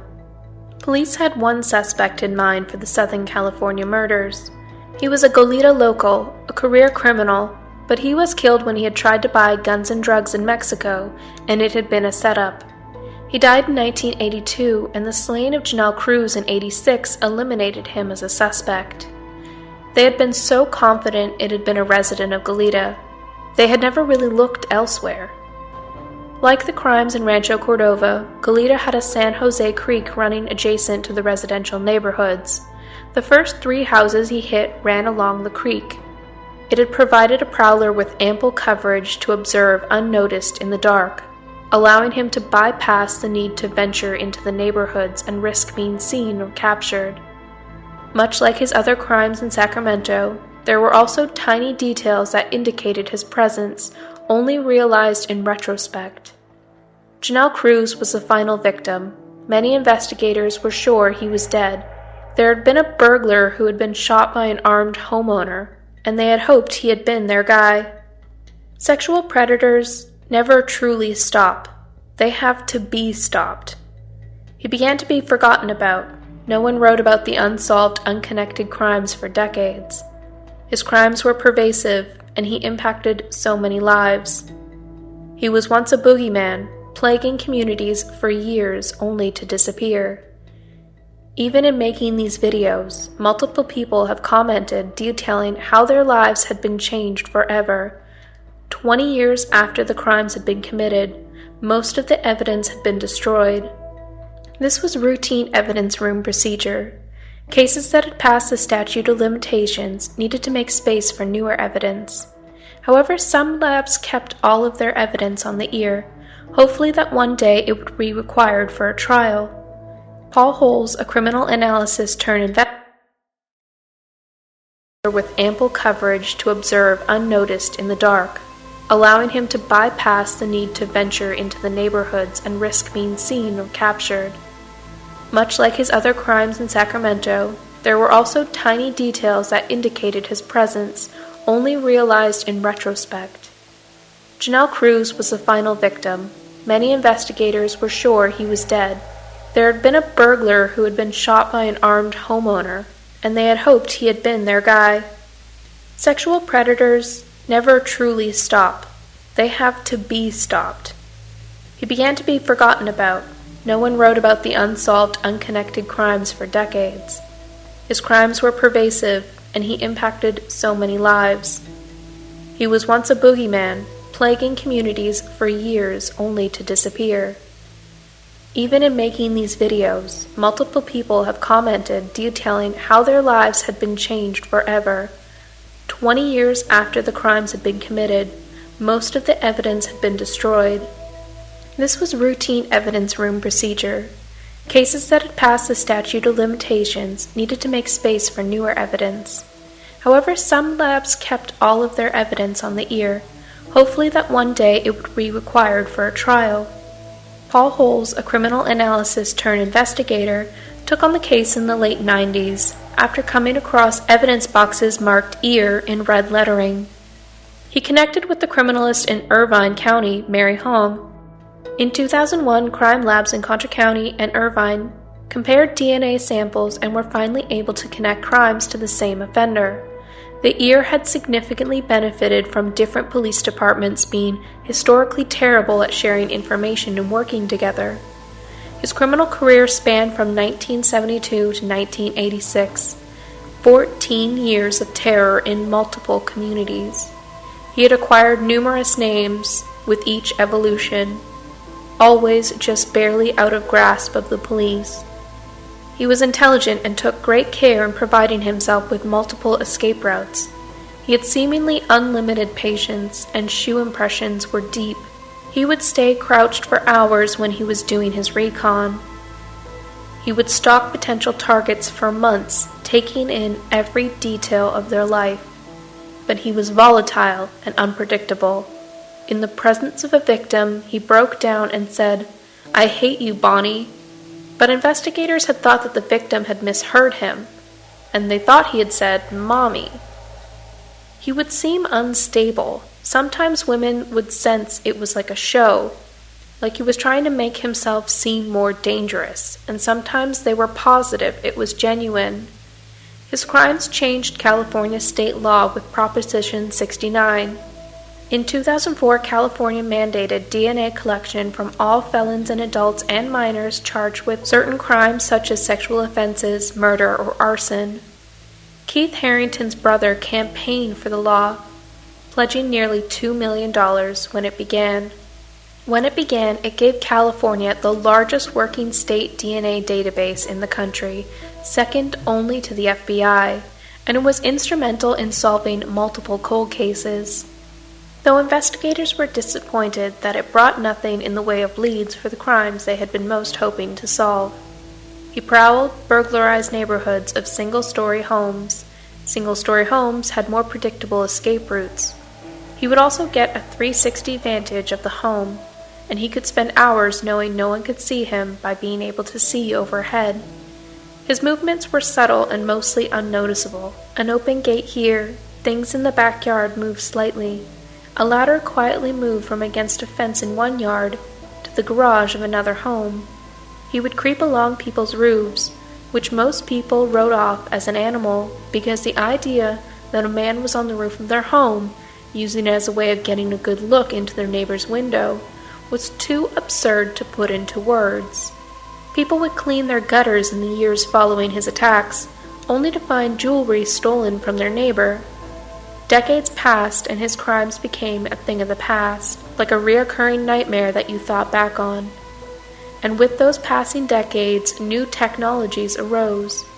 The Green River Killer was caught with DNA evidence, and he had known that technology would eventually catch up with him. Dennis Rader, the BTK, when he was arrested, detailed in his confessions that as he got older, it was more physically challenging to commit his crimes. After his last murder, he had stopped because he had a close call with the victim getting the upper hand. It is believed that these are why the Golden State Killer stopped attacking couples, because Greg Sanchez scared him. Even his last known victim was a single teenager that was home alone. After 1986, he disappeared, but in 2018, he was identified. So here we have the serial killer is not able to defeat Father Time. We see this time and time again where eventually the serial killer is either caught or he stops because he's no longer physically capable to commit the crimes. So it just makes you think, like, all right, so where's this compelling drive now? Like, even if it was heroin, it doesn't matter how low you are, you're going to keep doing it, right? So I wonder, all right, are there like elderly serial killers who are just killing elderly victims or babies or something like that? Like we see with women killers, they kill in their elder ages because they're using poison. Like they're not physical killers, right? But these physical guys, like these guys who go around killing, for the most part, I mean, if you're trying to attack your victim, if that's the rush that you get, and now you're no longer able to do that. Now I wonder what age, like the BTK killer, we can actually track and see, okay, when did he stop, right? Because we know it just said, right, but we can see, like, all right, what age was he? And then we know with the Golden State Killer, right? So Father Time is hard to compete with, even for serial killers. These young lions out here, like, look, man, you just can't handle them. We found the needle in the haystack, and it was right here in Sacramento. And with that, I would like to introduce our sheriff, Scott Jones.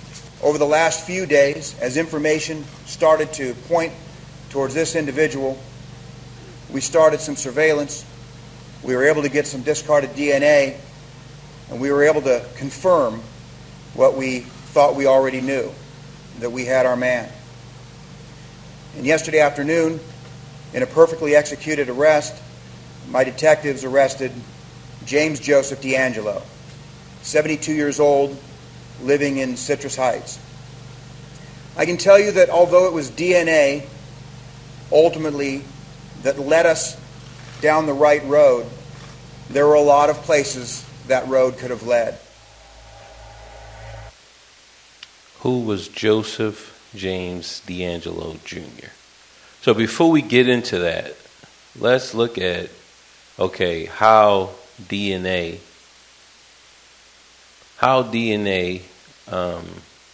analysis led police to the Golden State Killer. All right, let's check that out.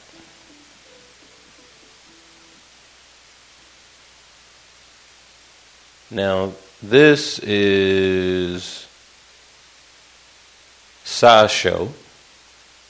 So if you guys want to check out the video. Now, I was going to actually do a video, like a visual, but I'm not going to do that because I feel like it's taken away from the actual creators. So if you guys want to see, so if you want to see this actual video, because this video is going to be really good, it's on SciShow, and so if you type in how DNA analysis led police to the Golden State Killer, you'll be able to see this. So let's go ahead and check this out, right? Because they kind of say, all right, we've been following some leads, and then we found some discarded DNA, and we was able. But what actually happened? Let's check it out. Back in the 70s and 80s, a man known as the Golden State Killer terrorized California, committing a string of more than 100 burglaries, 45 rapes, and a dozen murders. Definitely a bad dude. Even though police had DNA evidence from crime scenes, it never matched any DNA records on file, so the case went cold. Until last week. By this point, you've probably heard about this man's capture, but you might not realize that the science used to crack the case is totally different from standard DNA forensics. So by understanding how DNA analysis is typically done for crime scenes, we can dive into why the Golden State Killer case is so special. Usually, forensic scientists process DNA with a method called short tandem repeat, or STR, analysis. The basic idea is that little stretches of short repeated sequences, like TAGA, are scattered throughout your genome in specific places on specific chromosomes. Because the number of repeats at each location tends to vary from person to person, counting them can be useful. Like, they can help match the semen in a rape kit to a suspect. For instance, you might have 6 TAGA repeats on a chromosome that you got from one parent and 10 repeats from your other parent. while I might have 12 and 15. Now, if the number of repeats at one spot in someone's DNA happens to match evidence from a crime scene,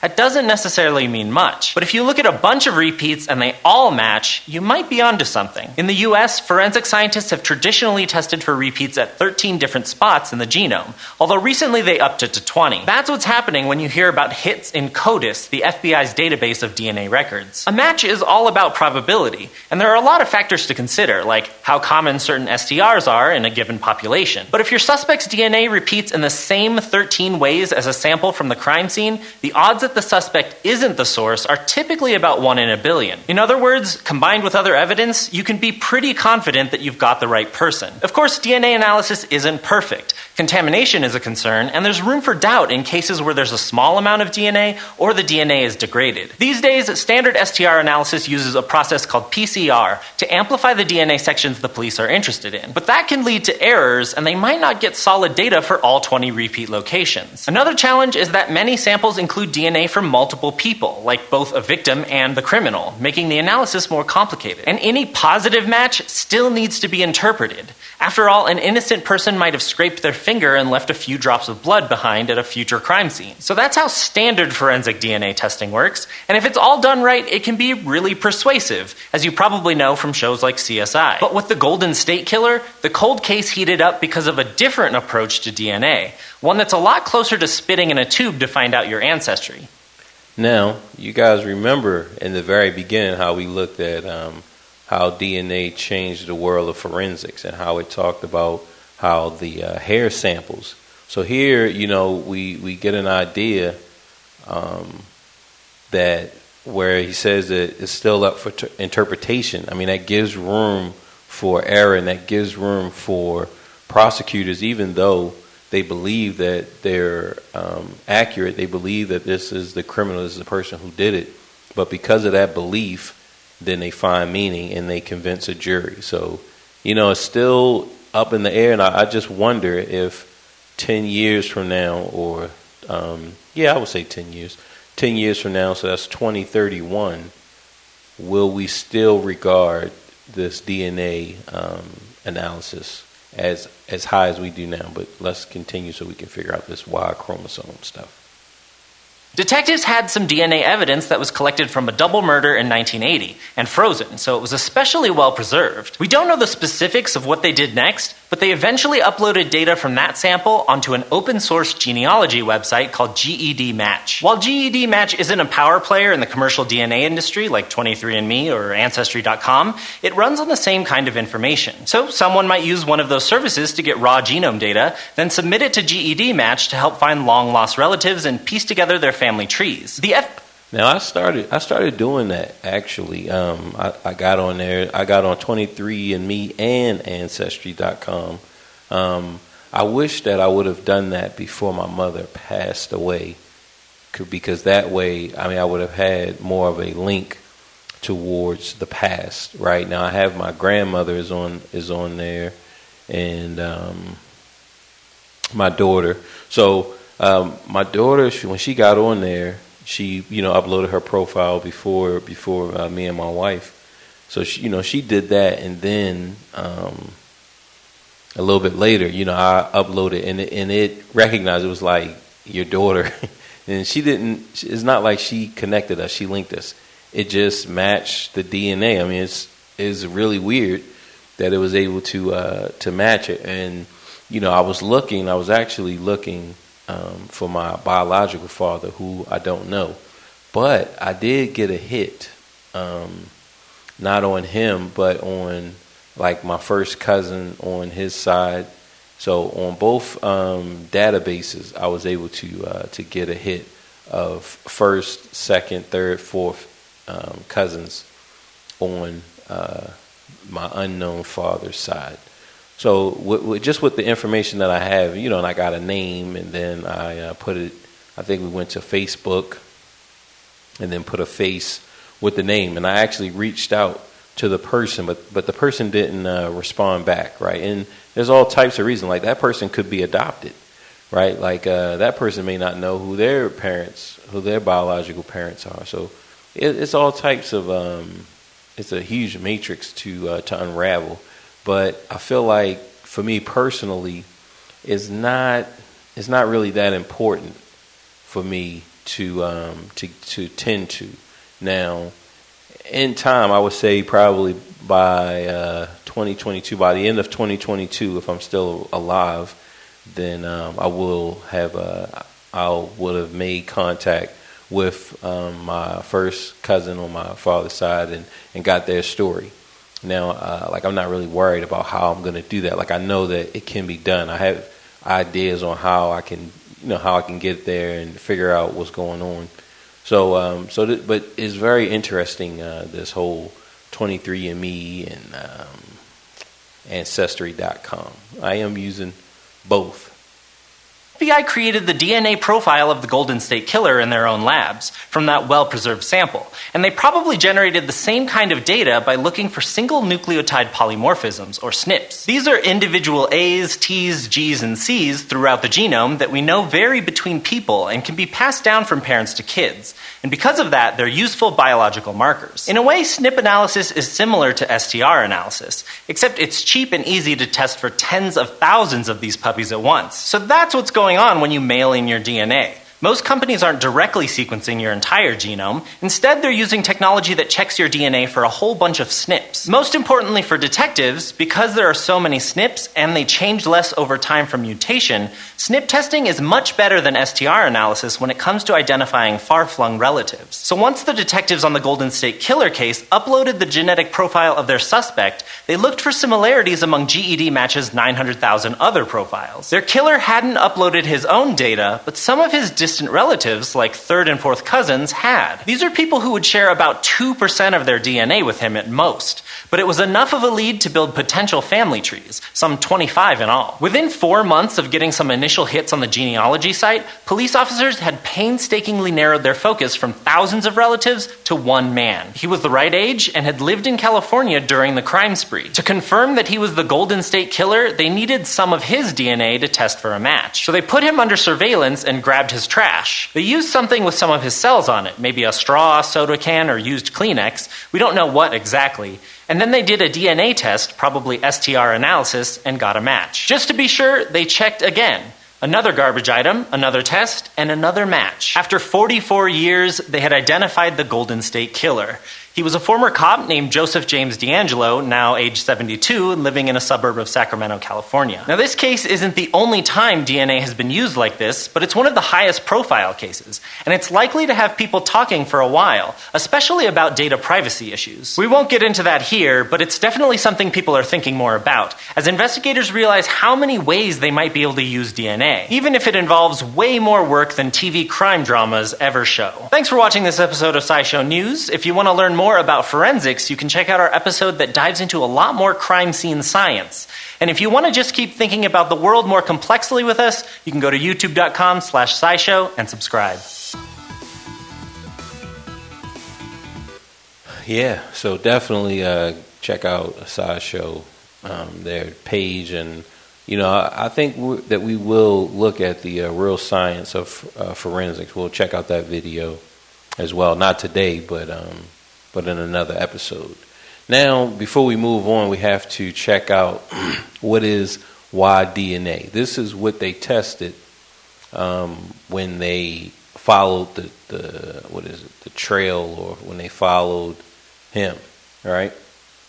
To try to get an idea of who he is and who he was. Like they use Y-DNA, and that's how they actually track.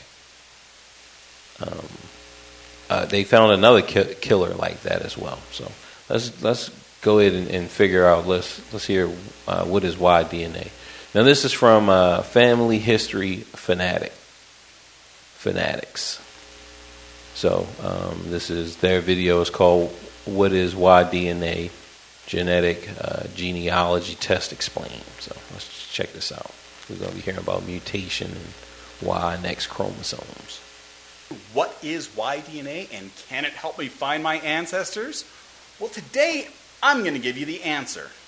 Howdy, and welcome to Family History Fanatics, where we love helping you climb your tree and have fun along the way. If you want to support our work, there are many ways that you can help out. In the description below, you will find links to our website, to free guides, as well as more information. The most important thing you can do is leave a comment and share this video with others. DNA testing has become a widespread activity for people that are interested in genealogy, as well as many others. And there's lots of different DNA tests. One of them is the Y-DNA test. Now, what is Y-DNA? As humans, we all have 23 pairs of chromosomes. Now, chromosomes numbers 1 through 22 are very similar to each other, but chromosome number 23 is different in that men have a Y chromosome and an X chromosome, whereas women have 2 X chromosomes. We get these chromosomes from our parents. So, for men, we receive the Y chromosome from our father, whereas we all receive the X chromosome from our mother. But with women, they receive an X chromosome from their father as well, which is why they have 2 X chromosomes. So what's special about this Y chromosome? Well, because the Y chromosome and the X chromosome are different, they don't go through a process called recombination. Now, recombination is where the different parts of the 2 chromosome pair, or of the chromosome pair, just swap together and you end up getting a new chromosome that is passed on to your children. So, for instance, my chromosome number 1 is a mixture of the chromosome number 1 that my dad got from his mom and his dad. And my other chromosome number 1 is a mixture of what my mom got from her mom and her dad. Because the X and the Y don't mix, that Y chromosome is passed down from father to son, basically unchanged. Now, there are some natural mutations that happen over time, and this is one of the ways that we can actually date the Y chromosome, but also use that Y chromosome to show branches of the human family. So, for instance, my Y chromosome is probably exactly identical to my dad's, which is probably exactly identical to his dad's.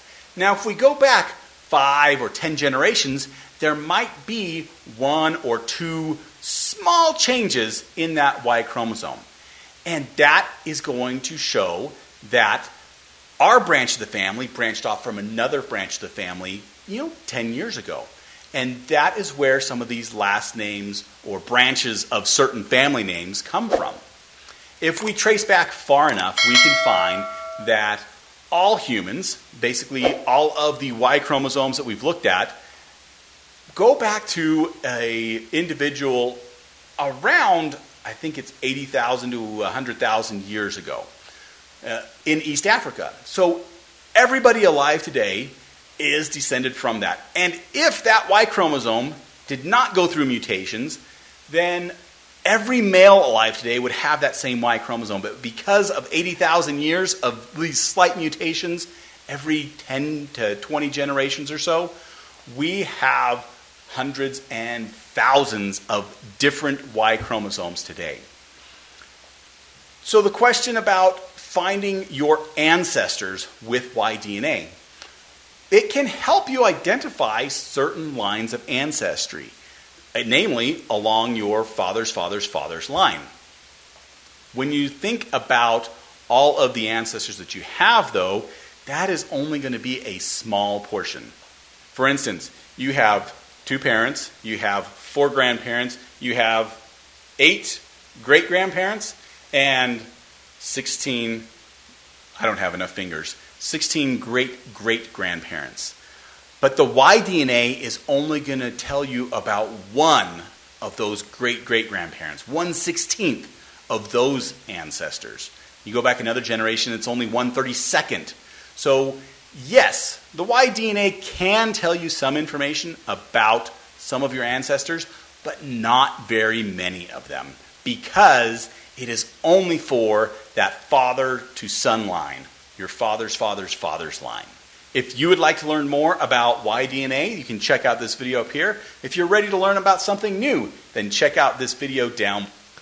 So here we see that as far as we understand it, with him that is only going to go so far. But we know that it goes pretty far back because where is it? Is it Genghis Khan? Like I'm not sure if it's Korea or I'm not really sure what nation it is, but they say that he has a bunch of descendants because they all share, I guess, some type of somewhere in that sequence, they all share the same Y chromosome, right? Like, and now we know that it's going to have mutation, but under the mutation, like at the very essence of that Y chromosome, like all of them, they all share some certain portion or some certain segment of the Y chromosome. So we know that even, so if it works for Genghis Khan, then we know that it works for my father and your father and just your friend's father, right? Now, there were cases of identical twins who share the same DNA, the exact same DNA, and one committed a crime, and they had to prove that which one it was. So, those are cases, and that's just humanity. Humanity is going to have a very wide range and a wide gambit. But now let's jump back into the Golden State Killer, who was Joseph James DeAngelo Jr. Now we're about to feel sorry for him and understand, what are some of the things that actually made him turn out the way he did. So let's jump into it. In 2016, the FBI offered a $50,000 reward for any new information that led to an arrest. The initiative sparked new interest in the case. Paul Holes and his team of investigators took the ear's DNA profile taken from a victim's assault kit and uploaded it into the personal genometric website called GEDmatch.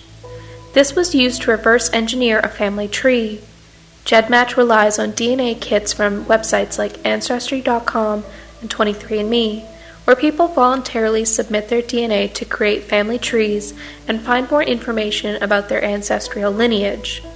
GEDmatch was able to identify 10 distant relatives from the ear. From there, they worked with genealogists to create a large family tree. From the tree, they had 2 suspects. When they were able to rule out one, they were left with the Joseph James DeAngelo. Joseph James DeAngelo wasn't what they initially thought to be a perfect match. He was much older than the suspect they were looking for.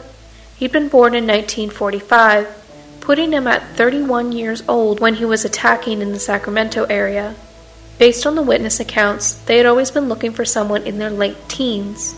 Regardless, DeAngelo was staked out for weeks. During this time, he was witnessed. Now here is a very interesting point that's made, and this is how we're separated. Now we're separated by race, we're separated by gender, and we're separated by age. Now, and you just think about this as you're growing up. So if you're growing up, someone who is 3 years younger than you, so like when you're a kid, you're, a young tyke in like the 5th grade or the 3rd, let's say the 3rd grade, right? You don't know all of the 1st graders, right?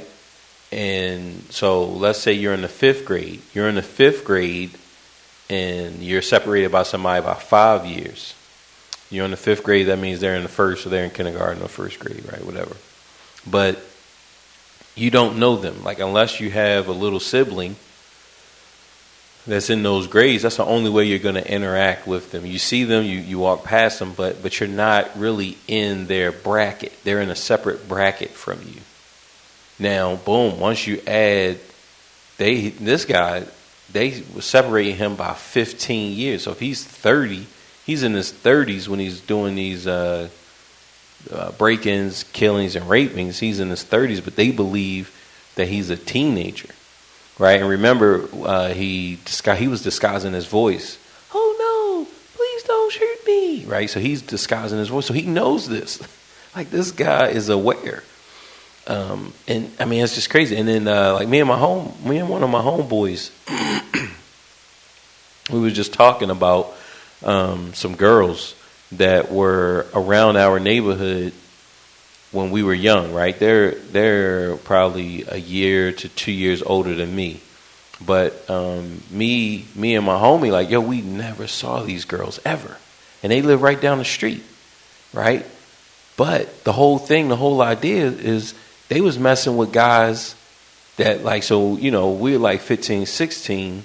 They messing with guys that's like 28, 26, right? Like 24 to 28. That's how low they're messing with, because they want ballers. They want guys with money. And, you know, these are what we would call like bad bitches, right? So no offense to any of my bad bitches, but they would be messing with guys that has things. You know, we're 15, 16.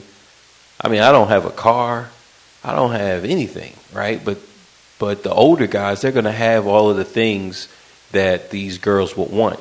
And because these girls jumped out of our age bracket to date, then we didn't see them. Like, even if we walked past them, like, we were definitely not on their radar. Like, they did not see us. And the only way you could actually know or meet one of these girls is if you knew them back in elementary, right? If you knew them in elementary, you went to school with them, okay, you know them, you can see them, hey, if they're in your class or something.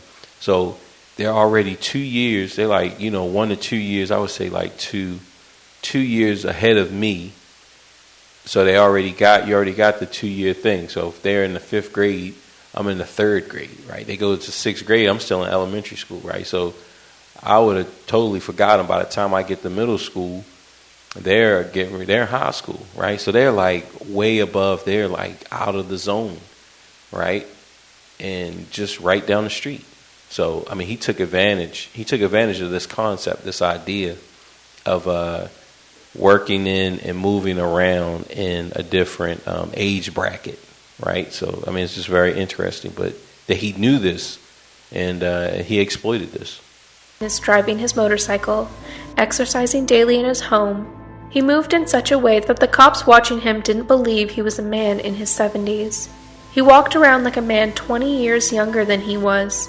Who is Joseph James DeAngelo, and how did he evade capture for over 4 decades? Let's break down what we know. He was born on November 8, 1945. Joseph James DeAngelo Jr. was the second child to Kathleen and Joseph DeAngelo. Kathleen was a military housewife, typical of the time, and Joseph Sr. was in the Air Forces. Joseph Sr. fought in World War II and had been wounded serving as a gunner. The couple had 4 children, 2 girls and 2 boys.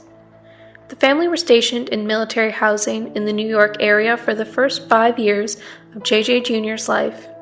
When the Korean War begins, the family is relocated to New Jersey, and then later to Washington.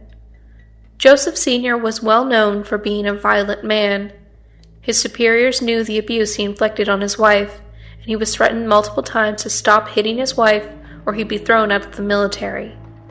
Kathleen was not a soft mother when her husband abused her. She would pass on the abuse to her children. The youngest daughter recounted the abuse, saying that all the kids would double up layers of clothing to lessen the blows. It was an altogether miserable household filled with loud chaos and violence. In 1952, Joseph Sr. was transferred to a base in Germany and the family followed. Then they were transferred back to New Jersey in 1954. It was in 1954 that something happened. Joseph James Jr., 9, and his youngest sister, who was 7 at the time, were playing in an abandoned warehouse. They were approached by 2 men who violently attacked his sister. When they told their parents about the incident, they were told to never speak of it. The family moved around. Now that is a very traumatic. That is very traumatic, and usually, just based on the other killers, the other serial killers that I've covered, that I got a chance to read their interview transcripts. Most of them, like, they didn't have some type of it was just always in them. Like, they always wanted to rape, they always wanted to kill. Their earliest memories really were rape fantasies at like 7, right? So, but this is very traumatic when you actually see someone, you're 9, so you're the big brother, and 2 men, right, or 2 teenage boys, or just 2 people that are just bigger, way bigger than you, way stronger than you, they come in and they, violently do something, which we know that if they did it to his little sister, that it was something sexual, right? So, that's very traumatic, that's very traumatic, and just the violence and just everything that he was, that he had to witness. And this doesn't take away from his crime and he shouldn't, he shouldn't receive the harshest penalty. He should, but that is very traumatic. So, I definitely at this point is man, you just wish that he didn't have to go through that, and maybe he wouldn't have inflicted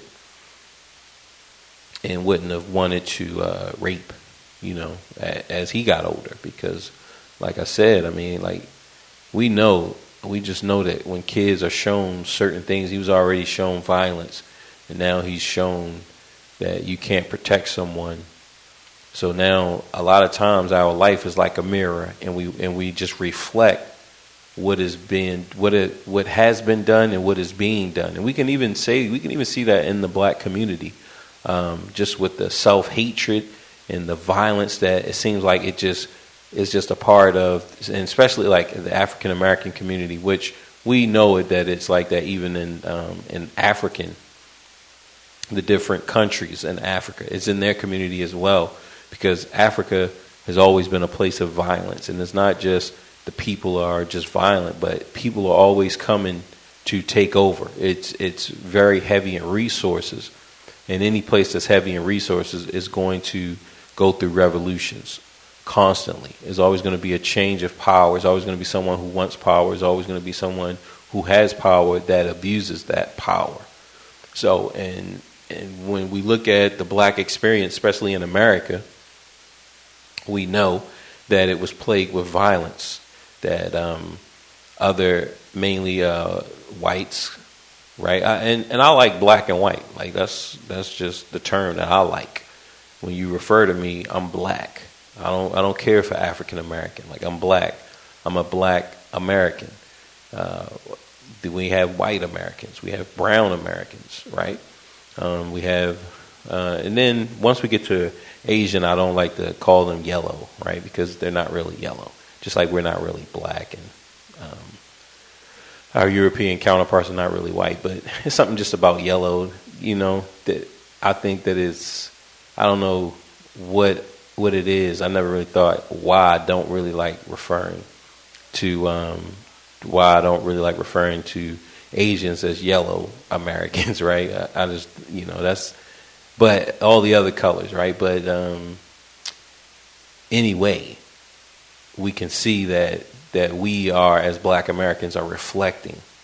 We're reflecting what was done to us. We're reflecting a past and treatment that was done to us, and then we're just doing it to ourselves and others, right? We're reflecting what was done to us. So let's jump back into this and get to the root of his evil. Almost yearly, transferring to different bases. In 1956, his father was transferred to California, and in 1959, records show he was transferred to the Mather Air Force Base, and the family purchased a small home in Rancho Cordova. Joseph James Jr. was 14 when he started middle school in Northern California. He attended the Folsom High School in 1961, which was why detectives had a hard time finding a suspect in local yearbooks. They were looking in the wrong decade. In 1963, his father was transferred to Orlando, and he filed for divorce from Kathleen.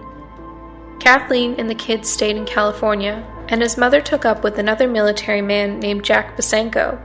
In September 1964, Joseph James Jr. got his GED and enlisted in the Navy on a 4-year enlistment. While he was overseas, his mother and Jack got married, and she begins waitressing at the Auburn Denny's.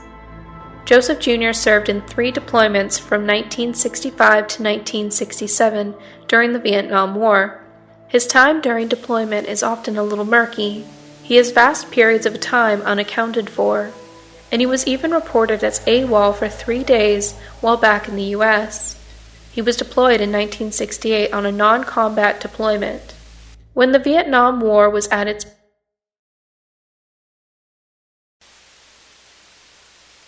So here we see that he has some military training, which I just kind of felt like it was definitely beyond police training. Like I felt like he had some type of police training, he had some police knowledge. But I felt that, look, man, this guy definitely had some type of military training. So we got military and police training, which in that area we would have probably casted a net. I would say probably like 100 mile radius, and he would have definitely been a suspect. And then because we would have been looking for the age would have threw us off, like just thinking that he was younger, that would have threw us off, right? But because we felt that, all right, this guy has some type of military training, he has, then he would have went in there anyway. He would have still came up as a suspect for us to rule out, right? As we're looking for people who have been in war, right? I think because that was a catalyst for a lot of this, like just the golden age of serial killers. Or we could say that the catalyst is war. That's one of the main ingredients for like mass serial killers, like this golden age. A lot of them were either influenced or had been to Vietnam, right? So that's somebody who I definitely would have been looking for, and he would have came up. Now then we would have had to dispel the age, but by just looking at the training, then that would have said, okay, well, he can't be 15 because 15-year-old didn't go to the military. And then they would say, well, you really have to narrow. You really have to be strategic and scientific as you rule out and introduce these guys. But I feel like he would have got caught in our net. Whether he would have stayed in, that's something else. I don't know. peak, he was exempt from the draft. He was allowed to attend college back in California and began attending the Sierra College in Rockland when he was 22 years old. In 1969, his father had remarried and altogether abandoning his first family and was posted in Korea. Joseph Jr. met Bonnie Caldwell in college. She was 18 and he was 23. Bonnie described him as an energetic and worldly Vietnam vet. Soon after meeting, the two were engaged, but Bonnie began seeing red flags early on. He was often very rough with her, especially in the bedroom, and she had... Remember, he said, I hate you, Bonnie, right? So even though they thought, he said that to one of the victims, they thought he said mommy. But so, boom, this is his wife. So he's becoming unhinged during these fits and these rages. Finally had enough.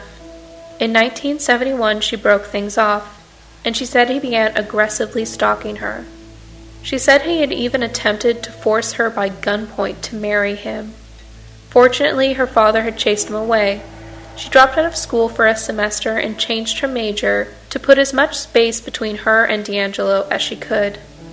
Bonnie married an accountant in 1972, and Joseph purchased his first home less than 2 miles from Bonnie. 1972 was when Rancho Cordova began receiving calls from a cat burglar. In 1973, D'Angelo graduated with honors with a degree in criminal justice from the California State University in Sacramento. He then started an internship with the Roseville Police Department, which was near Citrus Heights. He was there for around 8 months before signing on with the Exeter Police Department as an officer. He was 27. A coworker described him as too smart and overqualified to be at the small police department. Everyone was confused as to why he wanted to be there. In this year, there was an escalation in the cat burglaries, and a dog had been killed, and the robberies were spreading from Rancho Cordova to the Citrus Heights area as well as Carmichael. In 1973, D'Angelo also marries Sharon Hubbard in the fall.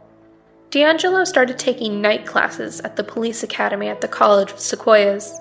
This was where Claude Snelling had been a professor. D'Angelo was promoted to sergeant, and according to a coworker, D'Angelo and his wife were living in Visalia, and he would commute to Exeter. During his first year of marriage was when the Visalia ransacker was at its peak. He wouldn't have been investigating his own break-ins, but when Claude Snelling had been murdered, multiple police departments were called in to help with the manhunt, and this included the Exeter Department.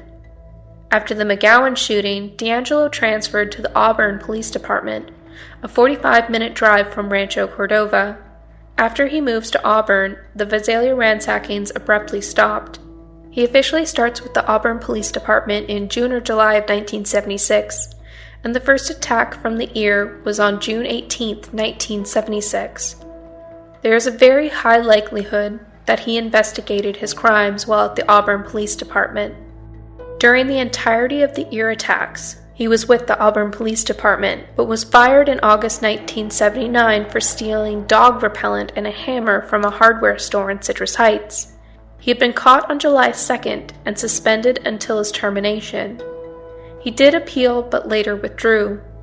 His boss reported that after he fired D'Angelo, his daughter saw a man looking in through her window, and when he went outside, the man was gone, but there were fresh shoe impressions around his entire house. When he heard D'Angelo was arrested in connection to the ear attacks, he was confident that D'Angelo had been the man at. So, here, we're just seeing, we're actually doing, we had an ad going. So, let's get back in action. July 5th was the last attack in the ear attacks. D'Angelo was officially unemployed from 1980, but it was believed he was doing odd jobs working under the table. His wife was finishing her law degree around that time. During the original Night Stalker attacks, he would be about in his mid-30s, and it is unclear what his connection to Goleta was. D'Angelo's wife was pregnant for the first time in 1981, and she gave birth to their first daughter. Her second pregnancy was in 1986, and just after becoming pregnant, there was the slaying of Janelle Cruz. He had a third daughter in 1989, and it was that year that his wife asked him for a divorce. In Citrus Heights, he owned a home on Canyon Oak Drive. As far as the government knew, he was unemployed until 1990. He began working as a mechanic at the Save Mart Distribution Center in Roseville, and he worked there until he retired. He and his wife are in family court records in 1991. This was believed to be their separation. They never formally divorced until D'Angelo was arrested in 2018, but Sharon lived with her daughters in Roseville, where she practiced law as a divorce lawyer. In 1994, D'Angelo's younger brother was arrested for burglary in LA. There is a theory that D'Angelo enlisted his brother to assist him in the attacks, but at this point there is little evidence to support that theory. After his separation, he lived a relatively quiet life in Citrus Heights. His neighbors reported him as being often an irritable grouch. However, one neighbor received multiple phone calls from D'Angelo threatening to deliver a load of death because of their barking dog. He wasn't an animal person. He retired from his mechanic job in 2017, and his daughter and granddaughter were living with him in his Citrus Heights home when he was arrested in 2018. At his arrest, he didn't seem surprised. He did ask officers to turn the oven off because there was a roast in there. There weren't many people singing his praises. He is often described as a serious stickler for rules type that never fit in. He wasn't close to his family either, with many of his siblings estranged. He's been in police custody since 2018. Most notable was his change in physical capabilities from the time of his arrest to when he was wheeled into the courtroom in his wheelchair with his lawyer to hear his charges. He seemed to be having trouble standing unassisted. When he'd been... Now here, remember, he is a master of perception. Like this guy, he truly is. He truly is a master. And so he knows that if the jury sees him as being incapable, then they'll more likely be lenient in their delivery of a sentence. That's just like Bill Cosby. He did the same thing where, right before he went to jail or whatever, he was okay, but then all of a sudden he went blind and he couldn't walk and all of these things. So, they try to appear to be nimble and just weak and decrepit, like they're dying, so that way the jury can feel sorry for them and give them a less harsher sentence. Seen by police only weeks earlier zipping around on his motorcycle. His lawyer also seemed to be speaking to him very loudly, as if he couldn't hear perfectly fine during his arrest. The drastic change from how he was when he was in court to when he was being surveilled was like night and day. He seemed to have aged himself about 20 years once he was arrested. He was no longer a man who could exercise daily, but he needed to be pushed in a wheelchair. On June 29, 2020, Joseph James D'Angelo Jr. pled guilty to 76 crimes in order to avoid the death penalty. In August 2020, the judge sentenced him to life in prison without the possibility of parole. He is now being held under protective custody at the California State Prison. For decades, it seemed as though there would be no answers to these horrific crimes. Finally, there is a resolution and a criminal behind bars. A face finally unmasked and exposed. The remainder of his life will be served in a prison cell. The following video is from his sentencing hearing. Murder in the first degree, how do you plead?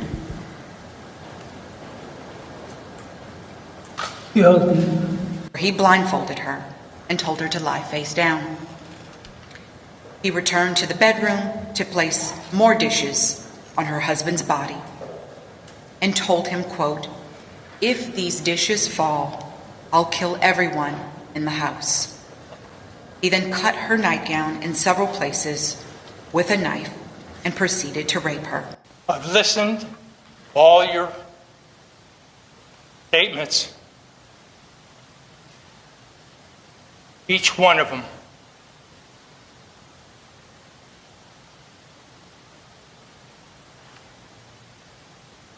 And I'm truly sorry. Mr. D'Angelo, I sentence you to the following. Sentences the defendant to an additional sentence of life without the possibility of parole. The aggregate sentence for Joseph James D'Angelo is the following. For counts 2 and 14 through 13, he's committed to the state prison for the indeterminate term of 11 consecutive life sentences without the possibility of parole.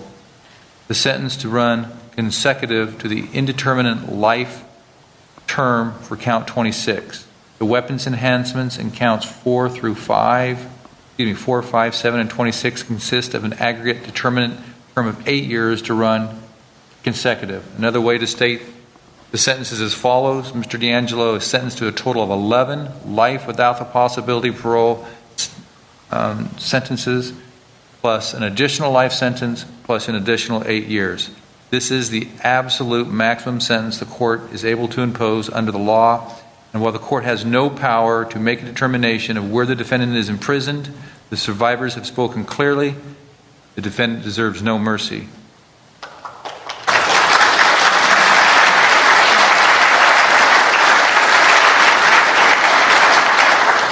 Pursuant to Penal Code Section 290 or 290, you must register as a sex offender with the chief of the police in the city or the sheriff or the county in which you reside for the remainder of your life. You must submit to an AIDS test pursuant to Penal Code Section 1202.1. You are advised that you may never own or possess a firearm or ammunition for the rest of your life. You are ordered to satisfy the requirements of Penal Code Section 296 and 296.1 by providing DNA samples as well as thumb and palm prints. Having waived your appeal rights, the advisement of appellate rights are not applicable. The court reporter will prepare a transcript of these sentencing proceedings to be filed for any future dates. Counsel, is there anything else before we adjourn? No, Your Honor. All right, thank you. Mr. D'Angelo, you're next. Now, even though I don't feel like he deserves any mercy and la la la blah blah blah, right? Like I'm really truly not on his side, but we know that he's not going to get out. So when they say that he's not able to own a firearm or ammunition, like that just bothers me, because again, I mean, it's just giving the government too much power, right? Because we know that people who quote unquote can't own firearms, e.g., freaking New York City, that only people that is keeping guns away from are quote unquote good, decent people, right? People who play by the rules, okay, they're not going to have any guns and any ammunition. But look, kids are getting run down on all day, every day up in New York City. So that's not stopping the illegal trade. Like, it's not stopping it at all. Only thing you're doing is just, okay, we know that that innocent people and people who law abiding, the citizens, we know that they don't have any weapons. So I just have some. I just don't like that. I really didn't like that part. Okay, give them. Look, you're gonna die in here, but to say that, all right, give them. Look, you gotta register as a sex offender. You gotta take an AIDS test. But for them to say you can't own a firearm or ammunition, like, that's not for him, right? Because we already know that he can't do that. So they're really speaking, and they're using this as like a fear tactic to try to control people indirectly, try to control law-abiding citizens indirectly. Like, that's when he says that statement, that is not for him. It's for law-abiding citizens, and I have a problem with that. Like, I just do. Like, there's a big problem with that. Now remanded to the custody of the Sheriff of Sacramento to be delivered to the custody of Director of Corrections and Rehabilitation to serve the remainder of your life in state prison. We are adjourned.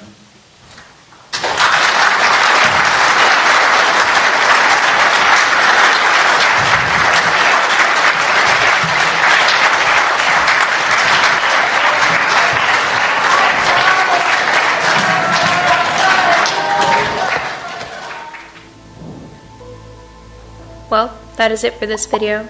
As always, please give this video a thumbs up if you like the content, and subscribe for more if you haven't already. Also, don't forget to turn on that notification bell so you get notified when I post. If you've done all that and want to support me and the channel, we have channel membership as well as Patreon to get early access, members-only content, live streams, and more. We also have merch and other goodies in the description box. But until then, I will see you all in the next one. Bye for now. Yeah, that was just excellent. And like I said, she did an excellent job. This is True Crime Mysteries. I don't know her name. She didn't put her name up here, but I mean, she just did an awesome job. Really, you guys definitely go and subscribe to her channel if you like. So if you like this episode, definitely subscribe to all of the sources that I use in creating this. Like I said, I was going to do an actual video for this, but then I decided not to do a video because I just feel like that's really taken away from her work and her credit and her views, right? Which, like, I'm not doing this for views. So I just thought that this was very enlightening, and it gives us a sense to actually follow along the journey. So, again, I was going to do a video portion and actually show the video, but I'm not going to do that. So, you guys just check it out on the channel that I said, I give her credit throughout here. So that's that. And last thoughts I would say, moving forward, or just any thoughts that I would say on this would be that that is definitely is something in his story. Like, I feel like it has a lot to do with what he saw done to his little sister. Right, you're in a position, you're supposed to be the protector, and you have two people, or it doesn't matter if it's one or two or however many, but when you have someone to take that and to show you how much power that you do not have, it really does something to you, to where you never want to feel like that again, and you feel like, look, well, I need to be the wolf then. So then this way I'm not the sheep. And that's what he became. He became, it's like a virus. And we see this, like, even when I was teaching, you saw this with one of the students, right? One of the students was touched by a family member. And I spoke about this, of course I'm not going to say any names or anything, but I spoke about this in an early episode, maybe, I don't know how long ago, but I spoke on this, where there was a student who was touched by a family member, and that student, like a virus, was spreading that. They were, engaging and touching other students in the manner that they were being touched. So, exposing them to this virus. And so I think that's one of the main things about the Golden State Killer. If we look, but if he's ever interviewed before he dies, I mean, who knows how much time he has left? He could tell us out of his own mouth, "Hey, look, I've always had these tendencies, right?" Like some of them, and we'll get to those who actually will tell you, "Look, I've always had this." So, but I think he was different. He was man-made, right? He's a synthetic serial killer. But there are some natural born serial killers, which I have my theories and ideas on them as well. So that is that. Thank you guys for checking this out. This has been an episode that I wanted to do for a long time, and I'm glad that I released it. I wanted to actually drop this before Christmas and do a Christmas episode, but look, that's just the way love goes. Ooh, that's the way love goes. That's the way